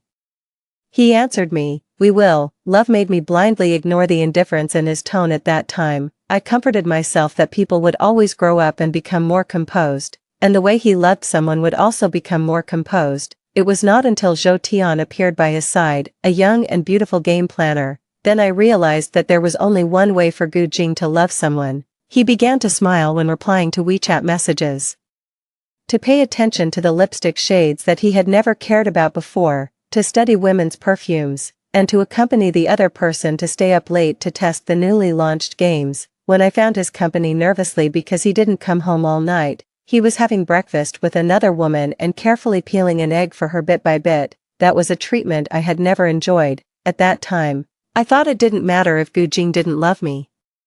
At least there was someone in this family who loved me. At least Gu Shirbai loved me. At that time, I didn't know that Gu Shirbai didn't love me as much as I thought. This child would later break my heart piece by piece. 5. That day ended unhappily. With the tempers of Gu Jing and Gu Shirbai, I thought they would definitely not come again. Unexpectedly, the next day, Gu Shirbai appeared downstairs of my house again, carrying a small school bag. This time, he was alone. When the property management contacted me, I was painting. On the beautiful grassland of Ely, a little girl in a princess dress was running freely. I didn't have any photos or videos of Wei Wei. I was afraid that as time passed, one day I would forget what she looked like. So, what I did most often was to draw her bit by bit as I remembered her. From when she was a baby to the age of 5 when her life was frozen in time, I drew a lot. And they filled every corner of my house. But then I thought, how could my Wei Wei only be in the hospital bed? So, I would go on trips every once in a while to take pictures of beautiful scenery and then draw her together with these beautiful landscapes. I was drawing this one a bit slowly. When I was riding a horse in Xinjiang, I hurt my right shoulder. It was still a bit difficult for me to raise my hand, so I hadn't finished this painting even after a month of working on it on and off. That was the first time I rode a horse. When I chose that white horse, the young man in the horse team hesitated and tried to persuade me, saying that this horse had a bad temper, it bullied strangers, and it had thrown several people off. I smiled and said it didn't matter because the white horse was really beautiful. As a result, when the group was halfway through the journey, the white horse indeed threw a tantrum. It suddenly knelt down on its front legs and threw me onto the grass. Everyone in the same team was startled. When a little girl's mother came to help me up, the little girl gently helped me pat the grass debris off my face with her small hand and asked me sweetly in a soft voice, "Auntie, does it hurt?" Later, I took a lot of photos for her and her mother. She reminded me of Wei Wei, but in fact, the farthest place Wei Wei had been to in her previous life was this coastal small town. At that time, her health was slightly better, and I planned a family vacation. But Gu Jing said he was busy, and Gu Shirbai said he wanted to participate in the testing of a new game in Gu Jing's company. In the end, only my daughter and I came here. Those few short days were peaceful and wonderful. During the day, I taught her to draw in the room, and in the morning and evening, we went to the beach to pick up seashells together. She said that when she got better, she wanted to live in this place for the rest of her life. So, when I got divorced, All I asked for was this seaside view house. This is a home belonging to me and Weiwei, having nothing to do with Gu Shirbai or Gu Jing. I didn't want Gu Shirbai to set foot in this house at all. Without hesitation, I gave the contact information of Gu Jing and Gu Shirbai's grandparents to the property management. 6. A few minutes later, the property management called again, saying that when he contacted Gu Jing, Gu Shirbai ran into the community and disappeared. After all, I had raised Gu Shirbai with great care. There was no way I could really let something happen to him. I sighed, put down the paintbrush, and went downstairs to look for him. I searched the whole community, sweating all over. In the end, I saw him waiting in front of my door, with a look of complacency on his face that said, "I knew you wouldn't leave me alone." I didn't say anything. When I opened the door, I let him slip in like a flash, like a proud little lion. He held his head high and began to patrol the territory everywhere. He asked me, "Which is my room? You must have bought me a game console, right? I want to go to the room and play games." I didn't answer. I asked him to sit in the living room and wait for Gu Jing to pick him up, and then I sat back in front of the easel and focused on finishing the painting. I had only painted a few strokes when I heard a loud crash coming from the children's room. I quickly walked over and saw that the painting hanging on the wall above the head of the bed had fallen to the ground. The frame was in pieces, and the knocked-over perfume liquid had soaked Weiwei's face beyond recognition. Gu Shirbai stepped on the bed and looked at me with a helpless expression. I don't like this painting. Why did you hang someone else's portrait in my room? Why are you holding her in the painting?" I knew that he might just want to take the painting down and didn't break it on purpose. I also knew that he was still a child and I shouldn't lose my temper over something he didn't understand. However, my tone of voice still couldn't help being a bit harsh. "Didn't I ask you to wait for your father in the living room? Don't touch things randomly anymore." He sensed my restrained emotions, and his expression showed a bit of vulnerability. "Before, whenever I broke something, you would always ask me first if I was hurt." I didn't answer. My gaze fell on the bed sheet that he had stepped on and dirted, and I couldn't help frowning. "Come down first." He still stood on the bed without moving, staring straight at me. "Mom, who is this girl you painted? Why did you paint her so many times? Why is every painting in the house of her?" He was still too young to hide the fear and unease in his eyes. He saw those paintings that filled the house, and the girl in the paintings had eyebrows and eyes similar to his. "Mom, why do the security uncle and the uncles and aunts living here all say that you don't have a son, but only a daughter?" I said, "I'm your son," but they said I'm a liar. Even when I showed them our group photo, they still didn't believe me. "This is my room, right?" He jumped off the bed, as if to prove something. He opened the wardrobe, but was stunned when he saw the wardrobe full of princess dresses. "Why did you buy so many dresses? Where are my clothes? Why aren't there any of my clothes?" He rummaged around in the wardrobe, and finally stared at me with wide eyes, finding nothing, hoping to get an answer from me that could soothe him. I looked at his eyes gradually filled with tears and remained silent. His tears fell one by one in my silence. Suddenly, he went crazy, crying and pulling out the princess dresses in the wardrobe one by one and throwing them on the bed. He swept all the dolls on the bay window to the ground, unreasonably trying to assert his status. "Why did you put someone else's dresses in my wardrobe? I don't like dolls. Why did you put so many dolls in my room? I don't like this bed and quilt. This is a bed for girls. I don't like pink. Why did you make my room this color? Why are you holding another girl? Why did you hang the painting of you and someone else in my room? I don't like her. I hate her, this time."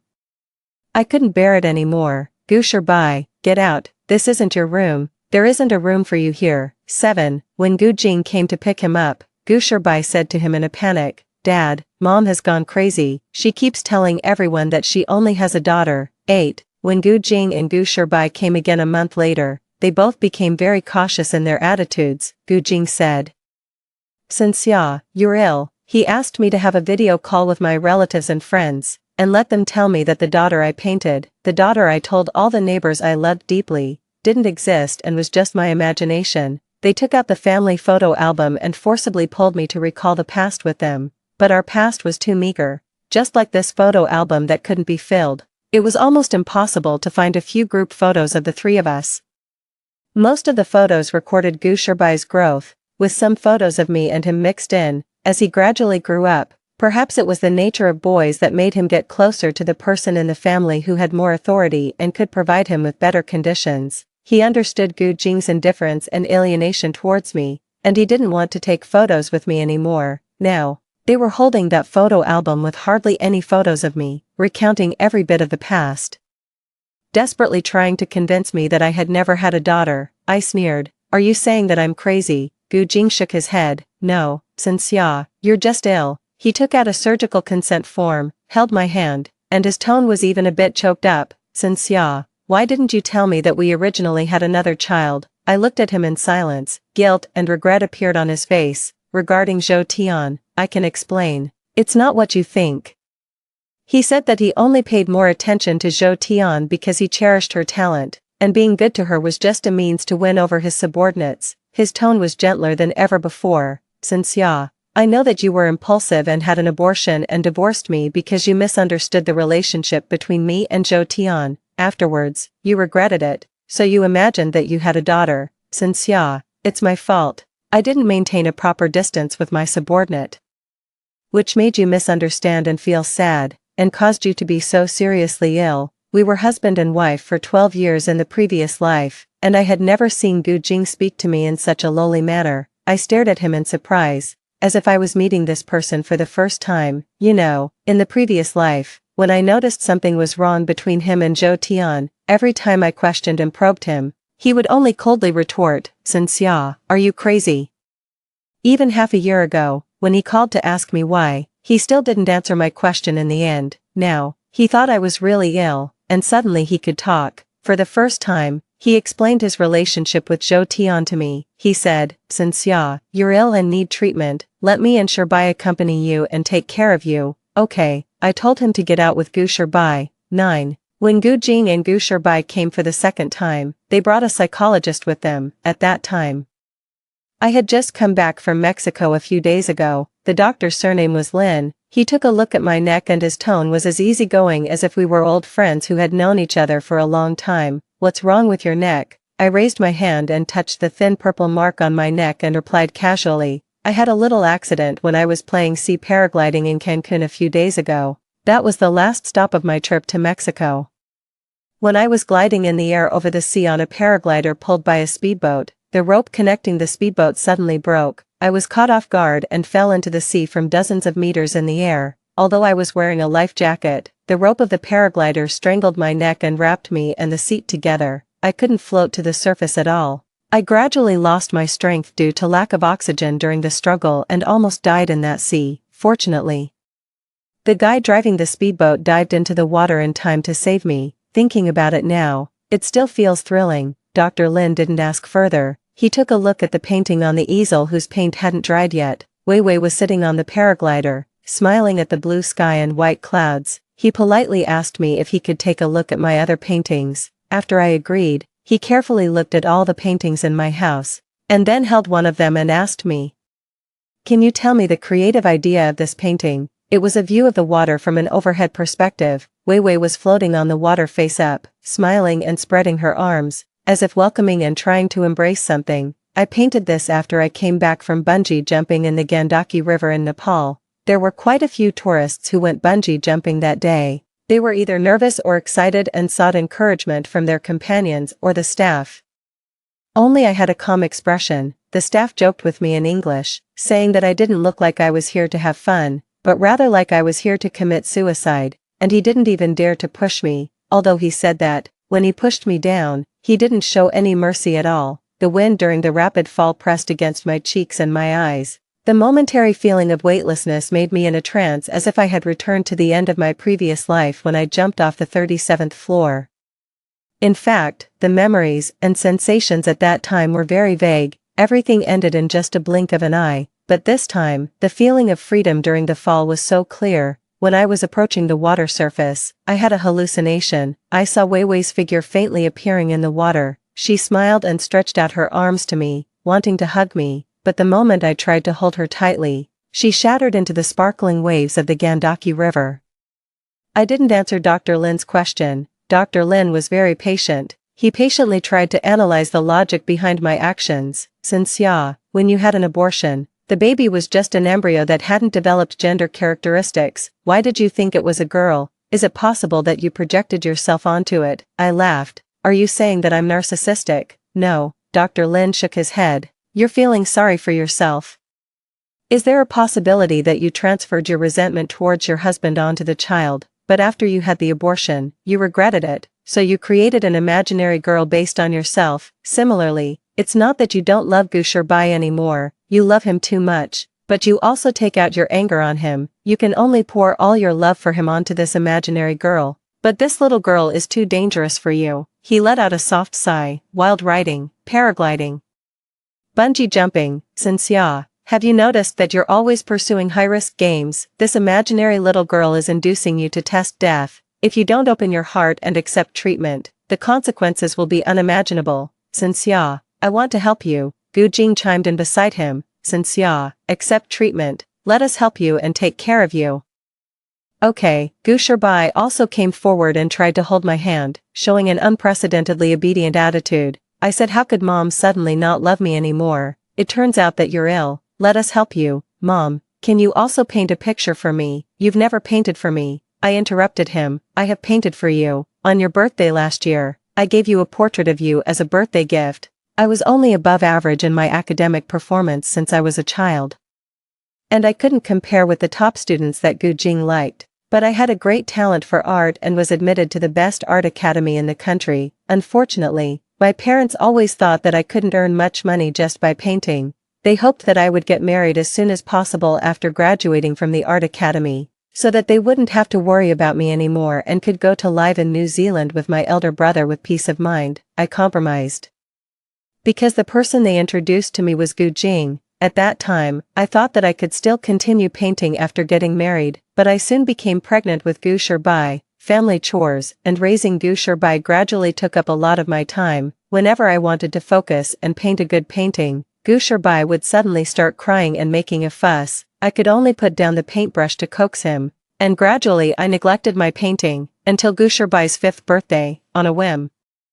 I picked up the paintbrush that I hadn't used for a long time and painted a portrait of him, but he obviously liked the game console that Zhou Tian gave him better and casually threw the portrait aside. Later, I saw that painting under the small desk in his room, folded into a small square and used to prop up the table leg. 10. Gusharbai defended himself in a trembling voice. I didn't do it on purpose. I must have taken the wrong one. I smiled and exposed him. No, you did it on purpose.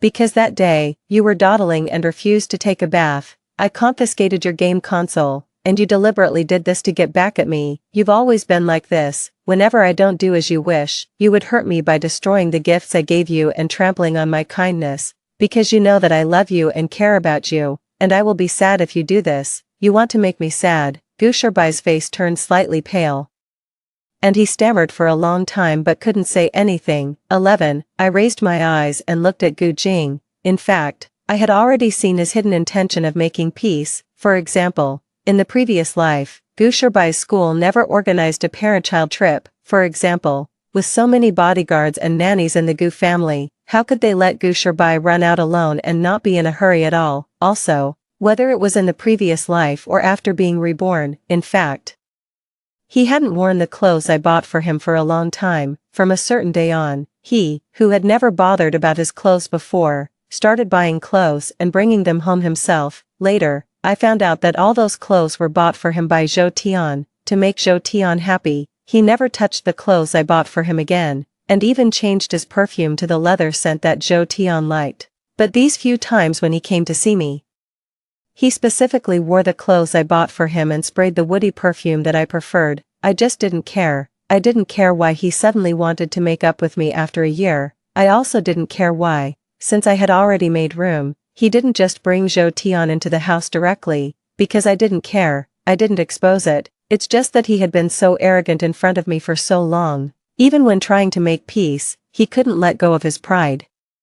He only thought of using Gusharbai to make me soft-hearted and take the initiative to come back to him. Now, he thought I was ill. It seemed that he had suddenly found an excuse to lower his head to me. His attitude changed 180 degrees. In an instant, he learned to be gentle and accommodating, as if because I was a patient, I suddenly became a fragile item that needed his protection. All his actions had a great and selfless reason, for my own good.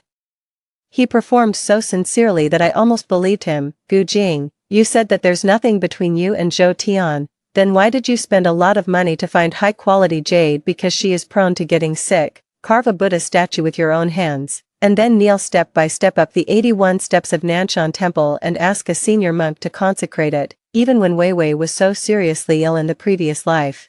As her father, he had never done such a thing for her.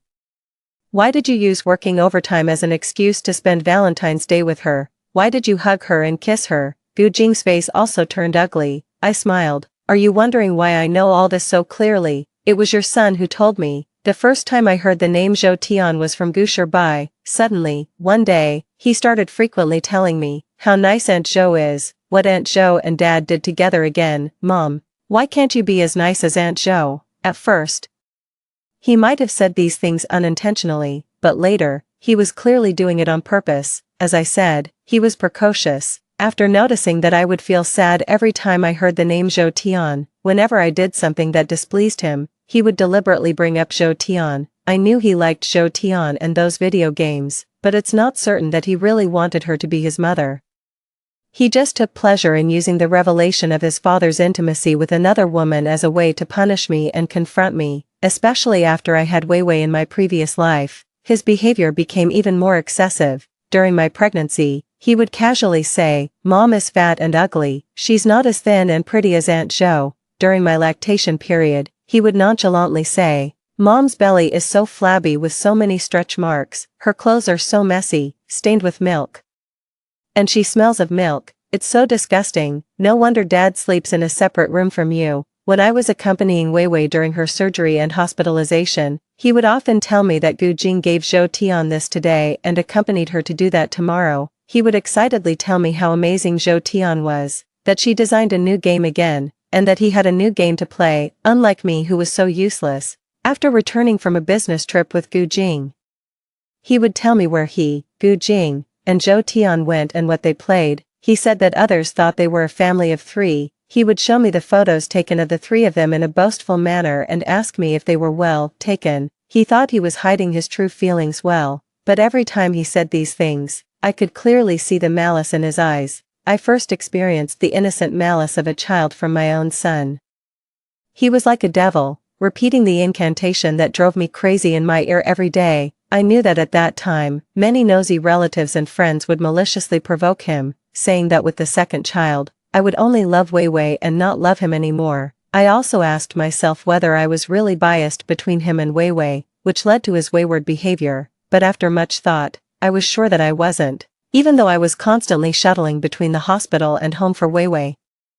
I would ask Gu Shirbai about his well-being every day, carefully inquire with the nanny whether he ate properly, and help him check his homework. Unless Wei Wei was having surgery, I would attend his parent-teacher meetings, even if I hadn't slept for 48 hours in the hospital and was extremely exhausted. In fact, before Wei Wei was born, he didn't like my company. He always thought I was nagging and annoying, that I had nothing better to do than to hover around him.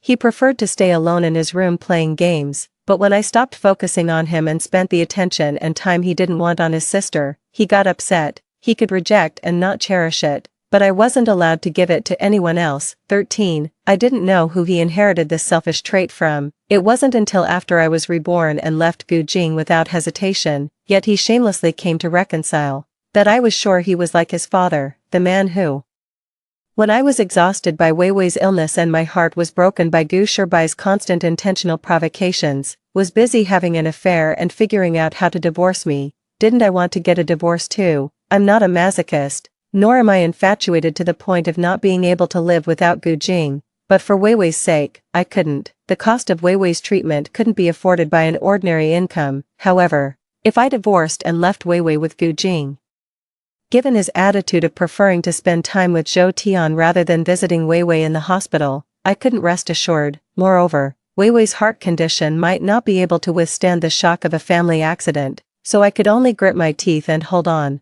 I often wondered why Gu Jing could love Gu Shirbai but not Wei Wei. Wei Wei was so beautiful and well-behaved, facing the pain of illness and countless surgeries. She would endure until she couldn't bear it anymore before crying. Even when she was scared being alone with the nurse in the hospital, she would always urge me to get more rest. She missed her father and brother, confused as to why they never came to see her, but she never asked or complained. At such a young age, she was heartbreakingly sensible. It wasn't until after Wei Wei died that I saw the long, prepared divorce agreement in his study. Then I understood that her existence prevented him from proposing divorce to me. A man who proposed divorce to his wife while his daughter was on the verge of death. He knew how much public outcry he and Zhou Tian would face. He couldn't afford to lose that face. Since he couldn't get rid of me, he took his anger out on Wei Wei. Gu Shibai saw how indifferent Gu Jing was to Wei Wei and followed suit. Even though Wei Wei liked him as a brother, he didn't want to stay in the hospital a little longer to accompany his poor sister. Even when I forced him to come sometimes, he would just sit there with his head down, playing games, and ignore Wei Wei when she talked to him. Even worse, when I wasn't around, he would deliberately provoke Wei Wei, just like he did to me. 14. The day Wei Wei passed away was her 5th birthday. I specifically called Gu Jing and begged him to come home in the evening so that our family of 4 could celebrate Wei Wei's birthday properly. The birthday gift I prepared for Wei Wei was a painting. It was the same one that I painted again after being reborn and hung in the children's room, but was later destroyed by Gu Shibai. I was holding her and sitting on the bay window. Outside the window was the blue sea and rows of windmills. The golden sunlight fell on her face, covering up her sickly pallor. Wei Wei loved it and kept it by her side, looking at it from time to time, but until it was time to light the candles on the cake, Gu Jing still hadn't come back.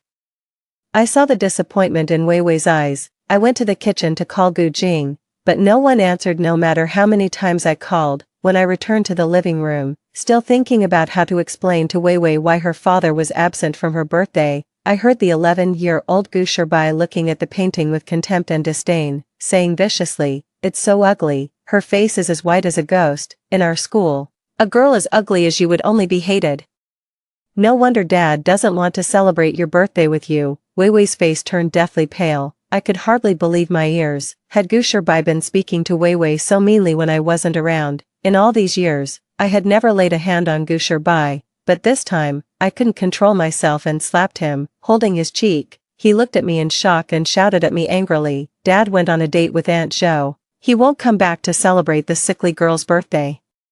It's no use how many times you call. From now on, I won't celebrate her birthday either. Dad will divorce you, marry Aunt Zhou, and I'll be with them as a family of 3. I don't want this sickly girl, and I don't want you either." Wei Wei collapsed on the spot, clutching her chest. When I carried her limp body into the ambulance that day, I desperately prayed that God would be merciful one more time, but after the doctor's rescue, I was still told that Wei Wei's physical condition couldn't withstand another surgery, and they advised me to give up. Looking at the suffering Wei Wei in the hospital bed, my mind went blank, and I felt extremely lost. I kept calling Gu Jing, but he never answered. Later, I found out that he was in Zhou Tian's bed. In the end, I signed the consent form to give up treatment alone and watched as the doctor removed Wei Wei's oxygen tube and turned off all the medical equipment.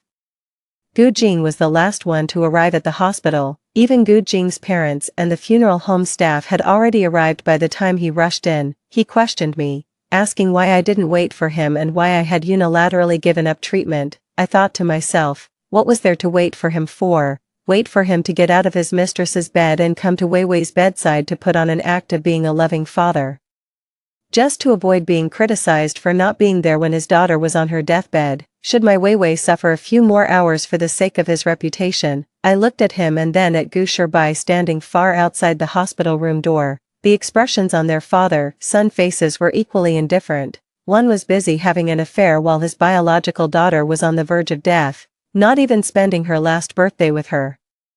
The other had maliciously provoked his own sister to death.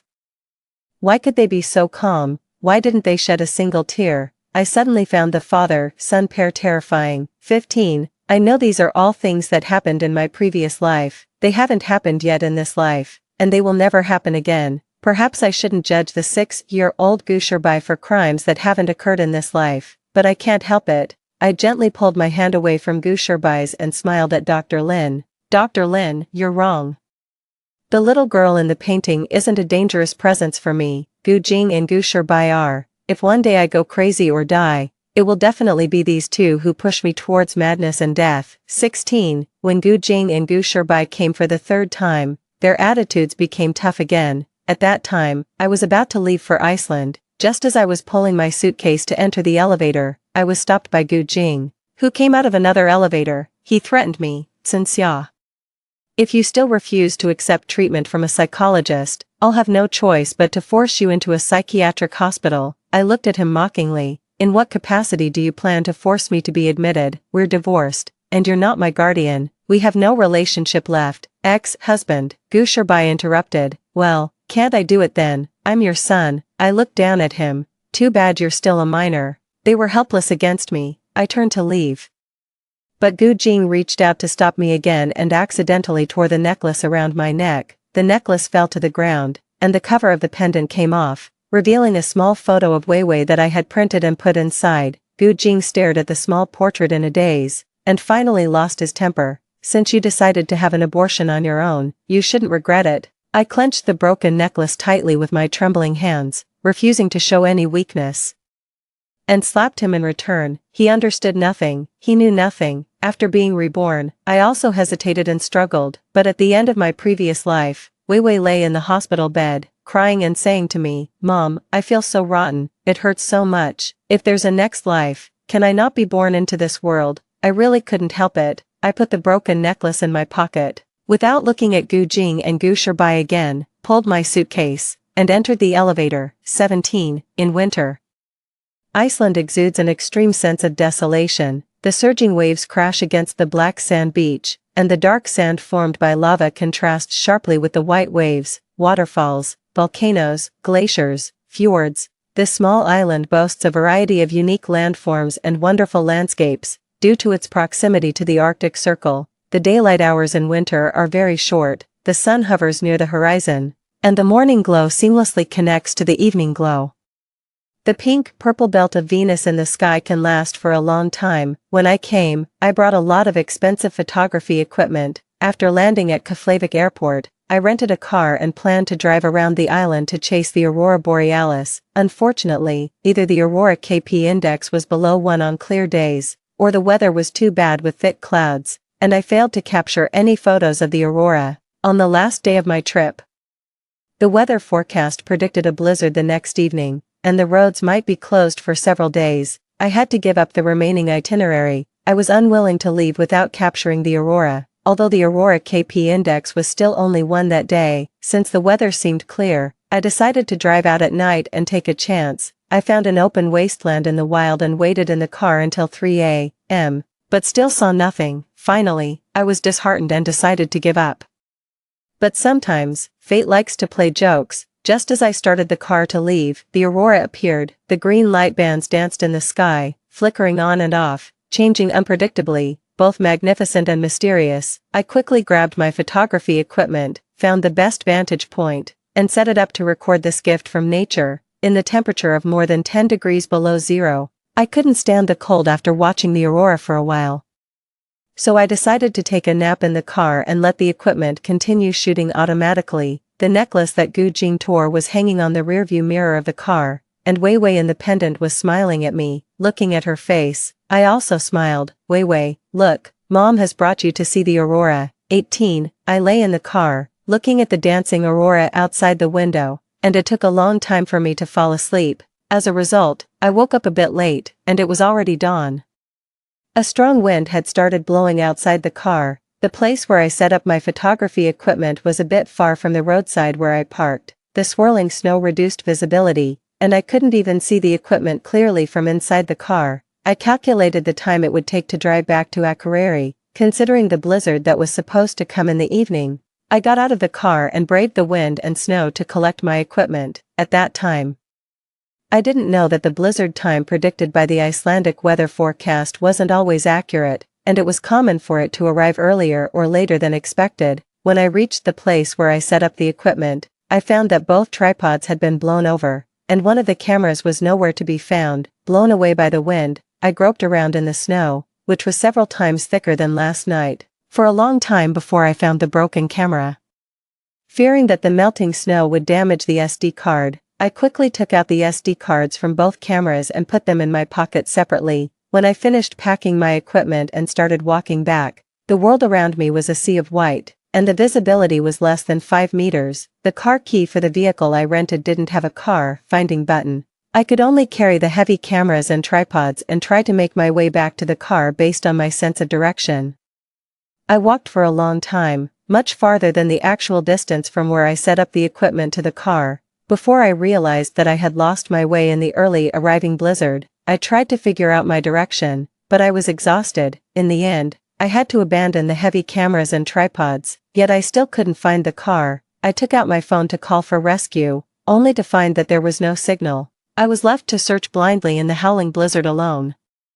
The raging storm grew more and more intense. The biting wind, carrying snowflakes, made it impossible for me to open my eyes. I walked slower and slower, feeling my body gradually losing heat. My limbs grew so cold and numb that I could only move forward on instinct. Finally, I collapsed in the snow. I thought I was going to die in the blizzard of a foreign land, but I wasn't afraid. Instead, I felt a sense of relief. I said in my heart, "Sorry, Weiwei, Mom didn't want to break her promise to you, but I really can't hold on anymore." In fact, Dr. Lin was right. I was indeed ill, and I had been tempting death. 19. After Weiwei died in my previous life, I suffered from severe depression, or perhaps I had already been ill since I discovered Gu Jing's infidelity, since Gu Shibai constantly provoked me. And since I accompanied Weiwei through countless surgeries and hospitalizations, every day, the world seemed gray to me, and everything around me was full of malice. My husband and son were so cold-hearted, and my daughter was so pitiful. I struggled desperately, exhausting myself every day, yet I still couldn't see a way forward or a glimmer of hope. But for Weiwei's sake, I gritted my teeth and persevered, pretending that everything was fine in front of her. Not letting her discover the cracks in the family or the ugly truth about her father and brother. Until Weiwei's death, all the suppressed negative emotions suddenly erupted, swallowing me up like an abyss. On one hand, I told myself not to die because I had promised Weiwei that I would live well even if she was gone. On the other hand, I couldn't stop hurting myself. At first, Gu Jing and Gu Shibai did feel guilty. They tried to hide their true feelings. But they couldn't have been completely indifferent to Weiwei's death. People are sometimes so contradictory. They try to escape their sins while also feeling compelled to feel guilty and make amends. They pretended that everything was fine in front of me, just as I had done before. Gu Jing stopped seeing Zhou Tian, and Gu Shibai stopped saying hurtful things to me. They pretended that we were a happy family of 3, but it didn't help me at all. I always remembered the identical cold looks in their eyes when they were by Weiwei's bedside, no matter how much they smiled at me or how gentle they were. In my eyes, they were still heartless, terrifying, and loathsome, the most detestable monsters in the world. The closer they got to me, the worse my condition became. I couldn't control my crying in the middle of the night, my outbursts of temper, or my self-harm. Soon, they began to lose patience. Thinking I was an embarrassment and a burden, they reverted to their old ways. Gu Jing started staying out late again, and Gu Shibai began his sarcastic remarks once more. The day I climbed to the rooftop of the 37th floor, Gu Shibai shouted at me with a look of disgust. "It's all your fault that Gu Shiwei died. It has nothing to do with anyone else. There's no genetic disease in our family. If you had given her a healthy body, she wouldn't have gotten sick and died." I stood on the edge of the rooftop, stunned. Was it really my fault? It must have been something I didn't pay attention to during pregnancy that caused Weiwei to have a heart condition and suffer in this world. The thin thread that had been holding me back from death snapped at that moment, and I jumped off the 37th floor. 20. Depression doesn't heal on its own after being reborn. Even though I got a second chance at life, those negative emotions were still there. On the day of the abortion, I even hoped that I would bleed to death on the operating table and leave this world with Weiwei, but I dreamed of her. She always begged me not to die, crying. I didn't want to let her down. That day, when I got home, I saw Gu Jing and Gu Shibai still living their lives without a care. They understood nothing, they knew nothing. Only I knew everything that happened in the previous life. Only I carried all the pain, and only I remembered their sins and their hideous appearances. So I fled from those two monsters, Gu Jing and Gu Shibai, but it wasn't enough. Those negative emotions persisted, as did the pain and the sense of guilt. I didn't want to break my promise to Weiwei, so I clung to the memory of her, constantly reminding myself of the promise I made to her and struggling against depression. That's why I decorated a children's room for her, pretending that she was with me. That's why I painted so many portraits of her, almost obsessively. That's why I traveled the world, seeing the sights for her. I tried my best to pretend that everything had changed and was getting better. I tried to pretend that I was getting rid of those negative emotions, but I still couldn't stop tempting death time and time again. every time I engaged in those high-risk activities, I lied to myself that it was what Weiwei wanted, but in fact, it was what I wanted. Now, the death I had long anticipated had finally come. I felt at peace in the whiteout of the blizzard. Slowly, I closed my eyes. 21. Beep, beep, beep, beep, beep, beep, beep. Suddenly, the continuous honking of a car horn pierced through the blizzard where the visibility was zero. The harsh sound cut through the wind and snow and reached my ears persistently, irritating me so much that I felt annoyed. I struggled with the dark and negative thoughts in my mind for a long time amidst the unceasing car horns. I really wanted to give up. I really wanted to give up. But then I thought of Weiwei. Finally, I opened my eyes, struggled to get up from the snow, and found the tripod that I had discarded earlier. To my surprise, I realized that I had been walking in circles, using the tripod as a crutch. With my almost frozen limbs, I crawled towards the direction of the car horn with all my might. 1 step, 2 steps, 3 steps. When I finally found the car, I realized that it hadn't been far from me at all, at most 100 meters away. How should I describe the miraculous scene I saw when I opened the car door? Shivering, no matter how many times I thought about it later, I believed that it was Weiwei's spirit that saved me in the deadly blizzard and guided me to safety, because it was simply impossible. The heavy tripod I had placed on the passenger seat, perhaps due to the blizzard shaking the car, had toppled towards the driver's seat. The necklace I had hung on the rearview mirror somehow fell and wrapped around the tripod, pressing down on the horn. In the continuous honking, Weiwei and the pendant smiled at me. At that moment, tears streamed down my face. Epilogue. After getting back in the car that day, my phone regained signal. I called for rescue, and half an hour later, Icelandic rescue workers arrived and took me to a local hospital for examination. Fortunately, my frostbite wasn't too severe, and I returned to China after a few days in the hospital. After experiencing that blizzard, my depression seemed to heal suddenly. I had always known that this coastal town was beautiful, but during the year I lived there, I had been living numbly, feeling nothing. Even though I traveled a lot, I couldn't really appreciate any of the beautiful scenery. But after coming back from Iceland, I suddenly felt that everything was different. The huge windmills in the distance turned leisurely. The blue sea gently washed the golden beach, and the glow of the setting sun on the rusty old ship was so beautiful that it made people stop and stare. The world was no longer gray, it was filled with so much color. I still lived there, continued to paint, and traveled around, but I no longer deliberately engaged in dangerous activities. I started to get involved in new media, posting the paintings of Weiwei and some of my travel photography works online, which attracted a lot of attention. Suddenly, I became a rising star painter and photographer with many fans. A year later, someone contacted me, wanting to hold an art exhibition for me, and I agreed. The theme of the exhibition was An Angel Once Came. All the works on display were portraits of Weiwei. Surprisingly, a large number of people came to the opening day, including Gu Jing and Gu Shibai. Although I didn't care much, they had actually been harassing me. After realizing that they couldn't force me to accept psychological treatment, Gu Jing changed his approach. In both the previous life and this life, during our marriage, he had never given me flowers or any surprises. Now, he was actually trying to use this method to tempt me into remarrying him. I scoffed at his efforts. As for Gu Shibai, every time he saw me buying things for Weiwei, he was extremely jealous. When I loved him before, he seemed to prefer video games, but now, no matter how many games Zhou Tian gave him, he would just tell her to leave. Gu Jing had also fired her. Now, it seemed that he wanted my motherly love more than video games. He cried and said to me, "Mom, I'm your real son, why don't you even look at me? But you're so good to the daughter you imagined." They suddenly stopped bothering me a week ago. I thought they had finally gotten tired and given up, but now, they showed up at my art exhibition. Seeing the wary look on my face, Gu Jing gave a bitter smile. "You don't have to be like this, we're not here to cause trouble." He stared at the nearest painting, Weiwei smiling like an angel in the blizzard. Gu Jing's eyes suddenly welled up with tears. "Xia, I've been having the same dream lately, dreaming that we have a daughter named Gu Shiwei." With his eyes red from crying, Gu Shibai also looked at me and asked, "Mom, I had the same dream, is it true?" I looked at the father-son pair coldly and said nothing.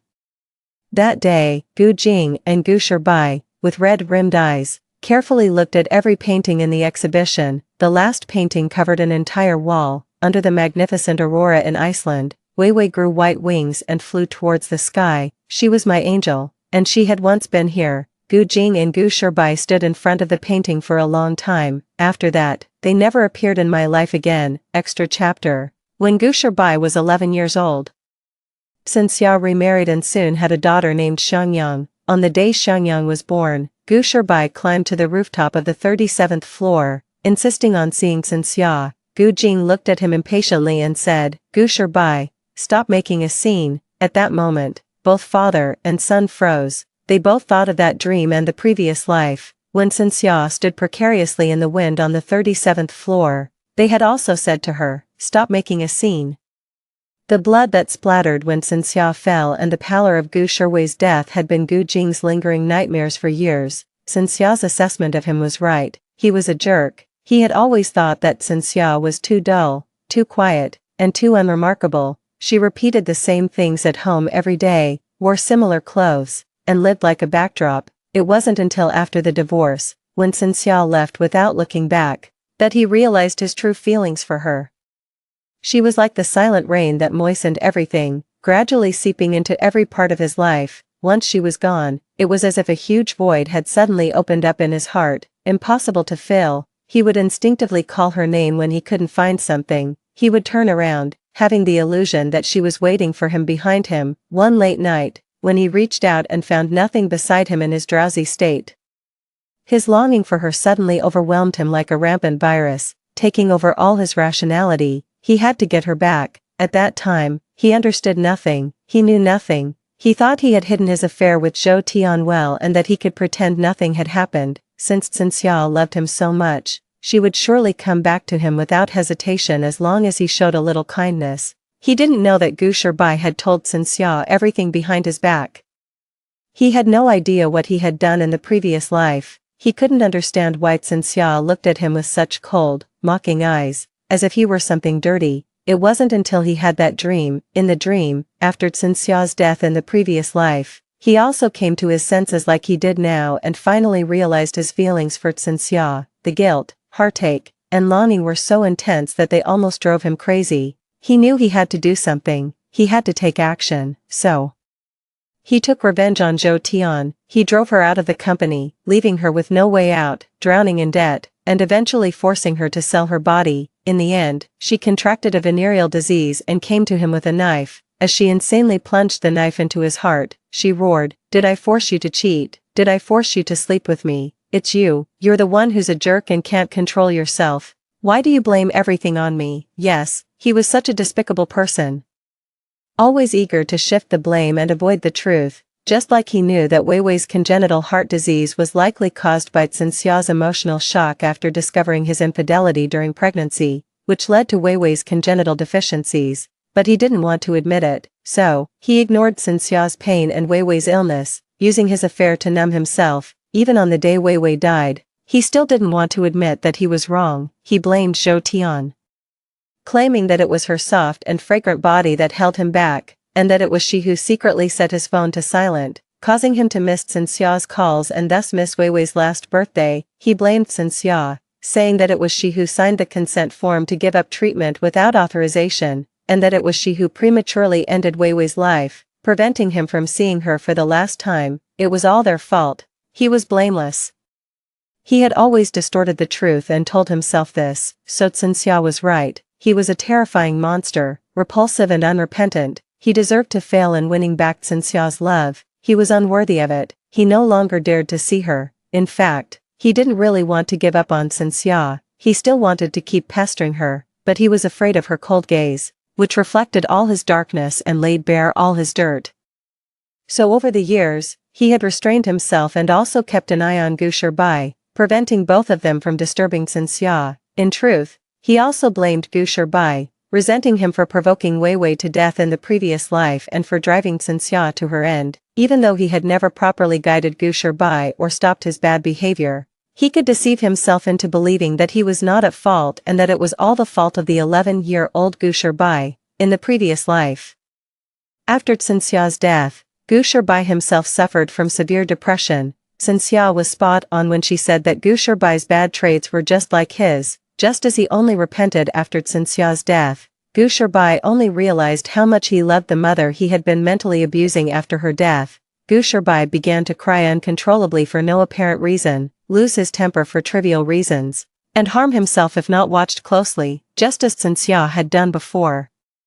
And Gu Jing watched all this coldly, with no intention of intervening. In the previous life, Gu Jing had no idea what became of Gu Shirbai after his own death. However, in this life, after having the same dream about the previous life as Gu Jing, Gu Shirbai suffered from the same severe depression as before. He would often cry and beg to see Cynthia, clutching his chest and asking Gu Jing, "Dad, my heart hurts so much. Do I have a heart disease like my sister? If I have a heart disease too, will Mom and my sister forgive me?" But every time he went to the hospital for an examination, the results showed that everything was normal. When he got a bit older and understood what a psychological effect was, he stopped asking Gu Jing this question, but he still clamored to see Cynthia. Since he was under Gu Jing's watch, he could only spy on every aspect of Cynthia's life through the internet and other people. After discovering that Cynthia had a new boyfriend, he began to provoke Gu Jing just as he had once provoked Cynthia.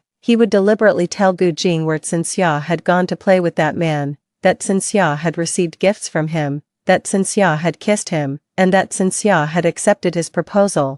Cynthia was getting married, he repeatedly told Gu Jing, without growing tired of it, how happy Cynthia was after leaving them. He was punishing himself while also tormenting Gu Jing, through the repeated heartache. Gu Jing finally understood how Cynthia had felt when facing Gu Shirbai, and he finally grasped why Cynthia had been so determined to abandon this son. He was just like him, a detestable demon. On the day he learned that Cynthia was getting married, Gu Jing almost went crazy. He desperately wanted to rush to her, grab her, and ask how she could get married, how she could fall in love with someone else, and whether she had forgotten about Wei Wei. But he held himself back and even sent a decent congratulatory gift, despite not being invited. When he learned that she was pregnant and had a daughter, although Gu Jing was heartbroken, he was no longer as agitated. On the contrary, Gu Shirbai threw a huge tantrum. But on that day on the rooftop of the 37th floor, after both father and son were stunned by the words "Stop making a scene" that blurted out, Gu Shirbai came down from the rooftop on his own and never mentioned wanting to see Cynthia again. They looked through Cynthia's Weibo together. A fan asked her why, after painting so many portraits of Wei Wei, she named her daughter Xiangyang instead of Wei Wei. She replied, "Wei Wei is Wei Wei, and Xiangyang is Xiangyang." Others might not understand, but Gu Jing and Gu Shirbai did. Xiangyang was not a substitute for Wei Wei, nor was she there to fill the void left by Wei Wei. Cynthia was a great mother, and she had never shown favoritism to any child. Later, Gu Jing invested half of his fortune in charity and established a children's cardiovascular disease charity foundation. As Gu Shirbai grew older, he often reminisced about his despicable self in the dream of the previous life. In fact, although he liked video games and Zhou Tian, who could design games, he had never really wanted Zhou Tian to be his mother. At first, he just wanted to use this way to rebel against Cynthia's control over him. Later, he simply hated that most of Cynthia's attention was taken up by Gu Shirwei. He was afraid that Cynthia would really stop loving him once she had a daughter. Just as others had said, the 11-year-old him in the previous life probably knew that his actions of deliberately provoking Cynthia and Wei Wei were wrong, and he didn't really want them to die. But once malicious words became a habit, they just slipped out, so he became very silent. Half a year after settling in the coastal town, I received a call from Gu Jing, asking me why. Both he and Gu Shirbai were trying to atone for their sins in their own ways. Many years later, Gu Shirbai finally became a qualified pediatric cardiothoracic surgeon. He almost lived in the hospital every day, either examining patients or performing surgeries. He exhausted himself desperately, as if only by curing more children could he wash away the guilt in his heart. Later, he met a 5-year-old girl. She was beautiful and well behaved, and she had the same congenital heart disease as Wei Wei. Gu Shirbai was her chief surgeon. The day of the surgery was the girl's birthday. The operation lasted 20 hours and was a complete success. Gu Shirbai walked out of the operating room with a smile, utterly exhausted, and then collapsed. He suffered cardiac arrest and passed away with a smile on his face. Story 2. After my death, 80-year-old Shen Heji married his 78-year-old first love. That day, the finance professor who had been aloof and cold all his life showed a rare, indulgent smile. I am grateful to the years. I have finally married the girl I liked when I was young. Lovers who had been separated for over half a century finally reunited, their joy moving heaven and earth, yet I, who had accompanied him throughout his life, was his original partner whose name left no trace. When I opened my eyes again, I found myself sitting on the cold floor, dressed in a provocative outfit, with his back turned to me. Shin Heji's voice was as indifferent as a cloud. Jiang Ning, if this is really so important to you, we should just get a divorce. The child can stay with me. It won't affect your dating. 01. I stared blankly at his back. This familiar scene had also occurred in my past life. Back then, I was flushed with shame and indignation. I had stripped down and thrown myself at him. But Shin Heji was utterly unmoved by my feelings, angered and resentful at his cold-heartedness. He even thought of taking away my son, whom I had raised through hardships. Let's divorce then. But Ru Jing stays with me. I'll just never date again, I cried out. I didn't want to end up being looked down upon by Shin Heji over such matters. Shin Heji turned around and gently wiped the tears and snot all over my face.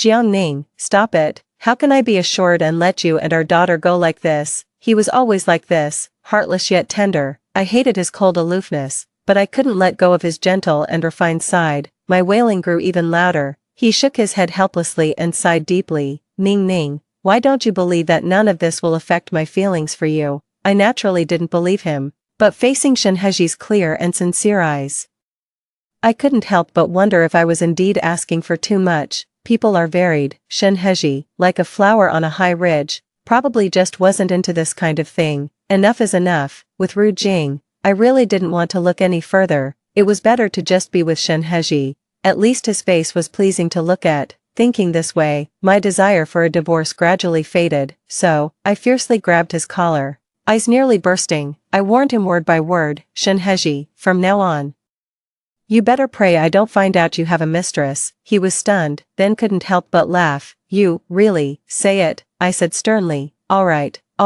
if I betray you, may I be ruined and leave without a penny. Alright. Only then did I break into laughter. Leaving without a penny didn't matter. Everyone knew that Shin Heji, as a financial genius and the youngest professor, was a gentleman of integrity who valued his reputation above all. The storm passed. He pointed at the stewardess outfit I was wearing and gently shook his head, clearly disapproving. I scrambled onto the bed, diving under the covers, my face burning up. Actually, I never really intended to do anything. I was just curious and couldn't resist trying. Shin Heji's deep eyes twinkled with a hint of a smile. I understand. What do you understand? I muttered, clutching the corner of the blanket. He suddenly leaned in close and whispered, I understand that our Ning Ning is very innocent, right? I let out a gasp, entirely wrapped in my blanket. I kept yelling for him to leave. The door closed gently, with a click, along with my restless, eager heart. It was completely locked away, yet I still harbored fantasies that one day, Shin Heji, as wonderful as he was, would fall in love with me. But it wasn't until I was old and lying on my sickbed, when he visited me with Lu Yanjing, his hair now silver, confident and elegant, did I realize I was wrong, terribly wrong. On my deathbed, I looked at Shin Heji. Old Shen, I can no longer deceive myself into thinking that my life was just a failed conquest. I am truly a pitiful person. He held my hand, tears falling, acknowledging silently, you've made my life so difficult. Tears of humiliation clouded my vision. If there is a next life, I definitely do not want to live like this. Fortunately, heaven took pity and gave me another chance. Fine, let's divorce. You can keep Ru Jing, I said coolly as I got up. Shin Heji's proud back stiffened, and he slowly turned around, frowning. Ning Ning, stop this nonsense. Ru Jing has a professor for a father. His future won't be bleak. His eyebrows furrowed slightly as he assessed me. Then he came over and gently embraced me. Ning Ning, Ru Jing is your son. I know how much you've invested in him. I won't fight with you for him. Professor Shin is mistaken. I'm still a maiden. I don't have a son. I hope after the divorce, you can clarify this. I pushed him away, responding with a cold laugh. In my past life, for the sake of Shin Heji's reputation, I remained a widow all my life. I also acknowledged the adopted Shin Ru Jing as our biological son, all for the sake of one day turning this illusion of a happy family into reality. Even in the long, tedious marriage, when I couldn't warm Shin Heji's heart, I gradually shifted my efforts to raising Shin Ru Jing, finding a new purpose. But I never expected Shin Heji and his son to be so ruthless. They deceived me thoroughly, leaving me with nothing, even wanting to consume all I had. I remembered it even in death. In my previous life, after I learned of Lu Yanjing's existence, I called Shin Rujing into the ICU alone, emphasizing over and over, he had to ensure my divorce from Shin Heji was finalized before I closed my eyes. I wanted to clear my ties with him before I left. I didn't want to still be known as his wife after my death. I found it repulsive. I thought that this son, whom I raised and nurtured into a talented man, would understand me and fulfill my final wish. I gripped his hand firmly, filled with hope. Also, Rujing, you must personally cremate me and bury me in the Jiang family ancestral grave. Mom, you're so ill. Don't think too much. Shin Rujing listened silently, his expression troubled. Whether it's the divorce or not letting Dad handle your funeral, it will only make outsiders laugh at our family. My eyes widened. He looked at me helplessly, as if seeing a child throwing a tantrum. Both Dad and Aunt Lu are old. They want to spend their last moments with the ones they love. Let them settle this one regret. After all, because of you, they wasted their entire lives. Is this still my son? I can't believe it. So I widened my eyes and looked carefully, now middle-aged. He wore gold-rimmed glasses just like Shinhee in his youth, and the more I looked, the more their eyes and brows resembled each other. In his cool and gentle demeanor, there was a hint of aloofness. Perhaps it was a moment of lucidity, but suddenly, a ludicrous and bold thought popped into my head. Rujing, you. I gasped heavily. Ha ha ha, why on earth this nonsense? Nonsense indeed. So his son with his lover has grown up this much. The machines connected to my body started to emit a sharp alarm. Shin Rujing panicked and stood up to call for a doctor. But the ones who came in were Lu Yanjing and Shinhee. Mom, what are you doing here? He turned and instinctively exclaimed. It came out so naturally and familiarly. Lu Yanjing, ignoring the resistance from father and son, walked straight towards me. She sat by my bed, took my withered hand, and spoke calmly. Jiangning, I know you have many questions. You've raised Rujing so well. I definitely had to thank you personally. Yanjing, Rujing. My gaze wandered over the three faces. So that's how it is. Lu Yanjing smoothed her white temples, authoritative. You've spent your life doing good deeds. There's no need to make everyone look bad now, is there? Shin Rujing mumbled and lowered his head, chiming in. Mom, think about your son too. My promotion evaluation is next month. Shinhee, feeling guilty, looked away. A man who had been upright all his life now couldn't even look me in the eye. Good.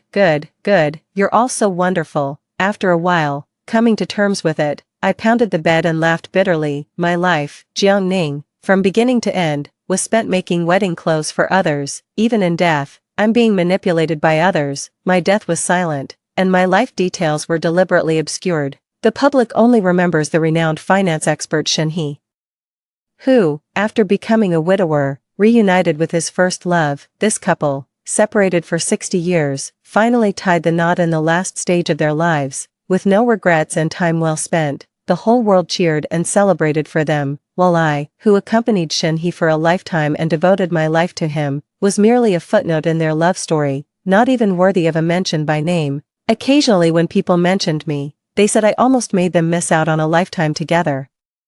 After I agreed to the divorce, Shinhee said the same thing he did in his past life. Ning, why don't you believe that whether or not this is true, it won't affect my feelings for you? I believed my grandmother's ghost. My indifference gave Shinhee quite a headache. Ning, divorce is not a joke. Let's not make decisions in anger. He turned and left, giving me the cold shoulder, confident that eventually I would come around. At 4:30 in the morning, my alarm rang. I sneered, turned it off and deleted the whole chain, then continued to sleep soundly. Mom, I want to eat the braised beef noodles you make. You haven't kneaded the dough yet. I'm going to be late. Shin Rujing knocked on my door. His intelligence was not fully inherited from Shinhee, but his fussy and fastidious character was exactly like him. From a young age, he insisted on only eating meals prepared by me. Go find your dad, I said, pulling the blanket over my head. He paused for a moment, then closed the door firmly behind him. After a good night's sleep,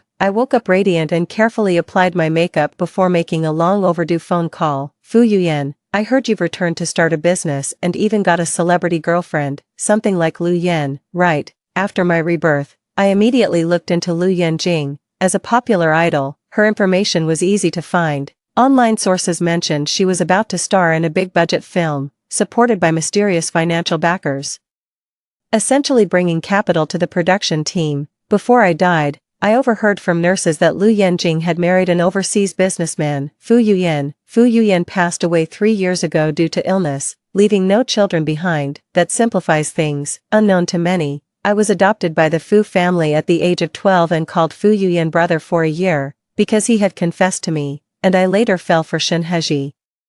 I wanted to avoid endless complications and decided to completely cut ties with the Fu family. Who would have thought? By missing this connection, we ended up as the early departed original partners of Shen Heji and Lu Yenjing. When I met Fu Yuyan, I got straight to the point. I want a divorce. It could create a scandal that might ruin your girlfriend's public image, so maybe reconsider if you really want to support her. Afterwards, I left all household chores behind and focused on painting in my best friend's gallery. I had lived a life of frustration and died with regrets. Now, I channeled all that energy into my paintings. When Shen Heji found me, I was holding a palette of oil paints, my hands full of brushes, my body smeared with various colors of paint, looking like a dirty mason. This caused Shen Heji, who was a stickler for cleanliness, to frown. Seeing that I had no intention of coming out, he stepped inside. Ning Ning, do you know Fu Yuyan? His withdrawal from the movie Promotion City, was that because of you? Fu Yuyan, true to being a businessman, acted swiftly and decisively. I continued with my painting. Oh, does Professor Shen also keep up with the entertainment industry? Shen Heji was silent for a while before carefully replying. The lead actress's agent approached me. This movie is very important to them. I didn't believe him. What is Lu Yenjing to you?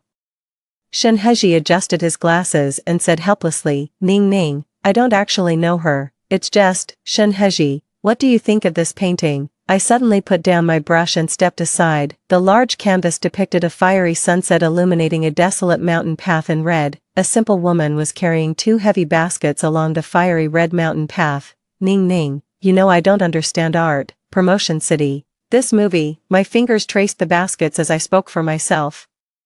Do you know what she's carrying? It's charcoal. I turned to look at him, my smile cold. The sun is about to set, the stones underfoot will cool down, but if she's carrying charcoal, she can use the sunset to keep paving the fiery road, burning endlessly. Charcoal can't possibly be this heavy, nor can the sunlight ignite it. That's simply not plausible. So, this is just a lie to deceive women. The sun must set, and the path ahead must darken. The foolish woman in the painting is me from a past life. I viewed Shen Heji as the sun I was chasing, and Shen Rujing as the charcoal in the basket, my remaining hope. Always deceived by lies, carrying the weight. I moved forward, I stared intently at the painting, then suddenly, with a fierce motion, I grabbed the bucket of paint from the ground and hurled it at the canvas. Paint splattered everywhere. The painting I had meticulously worked on for 3 days turned into a thick curtain of black. It was a mourning for the foolish and stubborn me of the past life. All lies are untenable, just like you could never truly love me, I suddenly shouted, gasping for breath and glaring at him. I request that Professor Shen agrees to a divorce. Don't settle. I, Jiang Ning, am never without options. Shen Heji was visibly shaken, his expression a mix of surprise and a hint of fear. Other options?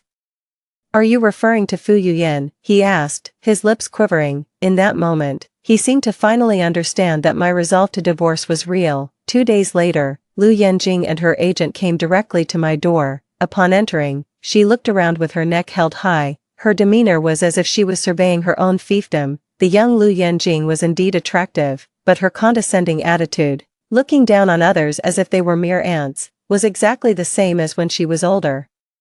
It showed how comfortable and smooth her life had been. Shen Heji courteously invited them to sit, taking the initiative to introduce us to each other. The once proud and talented professor, unblemished by the world, was now willing to play the obsequious mediator for the sake of his beloved. Mrs. Shen, what is your relationship with Yuyan? Lu Yenjing sat down with reserve, putting on airs. Oh, asking for favors yet not forgetting to maintain her stature. He once admired me.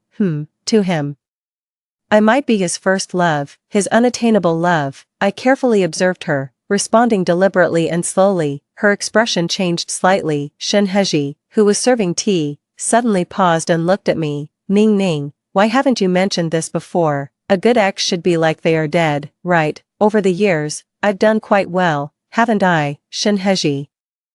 The room fell silent, only the agent let out a slight hiss. Why then are you contacting him again and making things difficult for me? Lu Yenjing was displeased, tossing her bag onto the coffee table, the metal zipper clanking heavily against the glass surface, sharp and grating. Ah, truly assuming the role of the lady of the house. I glanced meaningfully at Shin Heji. I intentionally said, I heard he might be in a relationship. I wanted to see if he still can't stop thinking about me.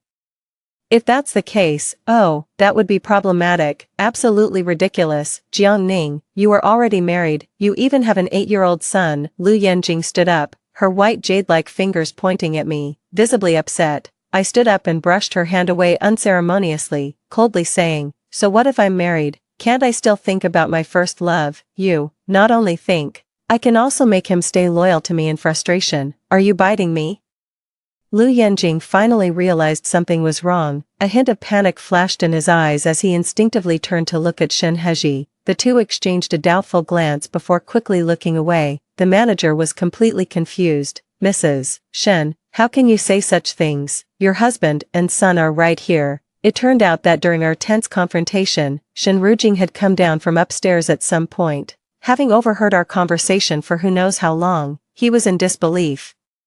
Mom, have you fallen for another man? Is that why you've been ignoring me lately? Do you really not want me anymore? Lu Yenjing, frustrated, glared fiercely at Shin Heji. Shin Heji quickly stood up, trying to soothe his teenage son. Jinger, your mom is just upset with me. Please, go upstairs, we'll handle this. But Shin Rujing wouldn't listen, his gaze fixed on me, as if waiting for me to admit it myself. I pretended not to see, and casually sat back down. Oh, Jinger, how ironic.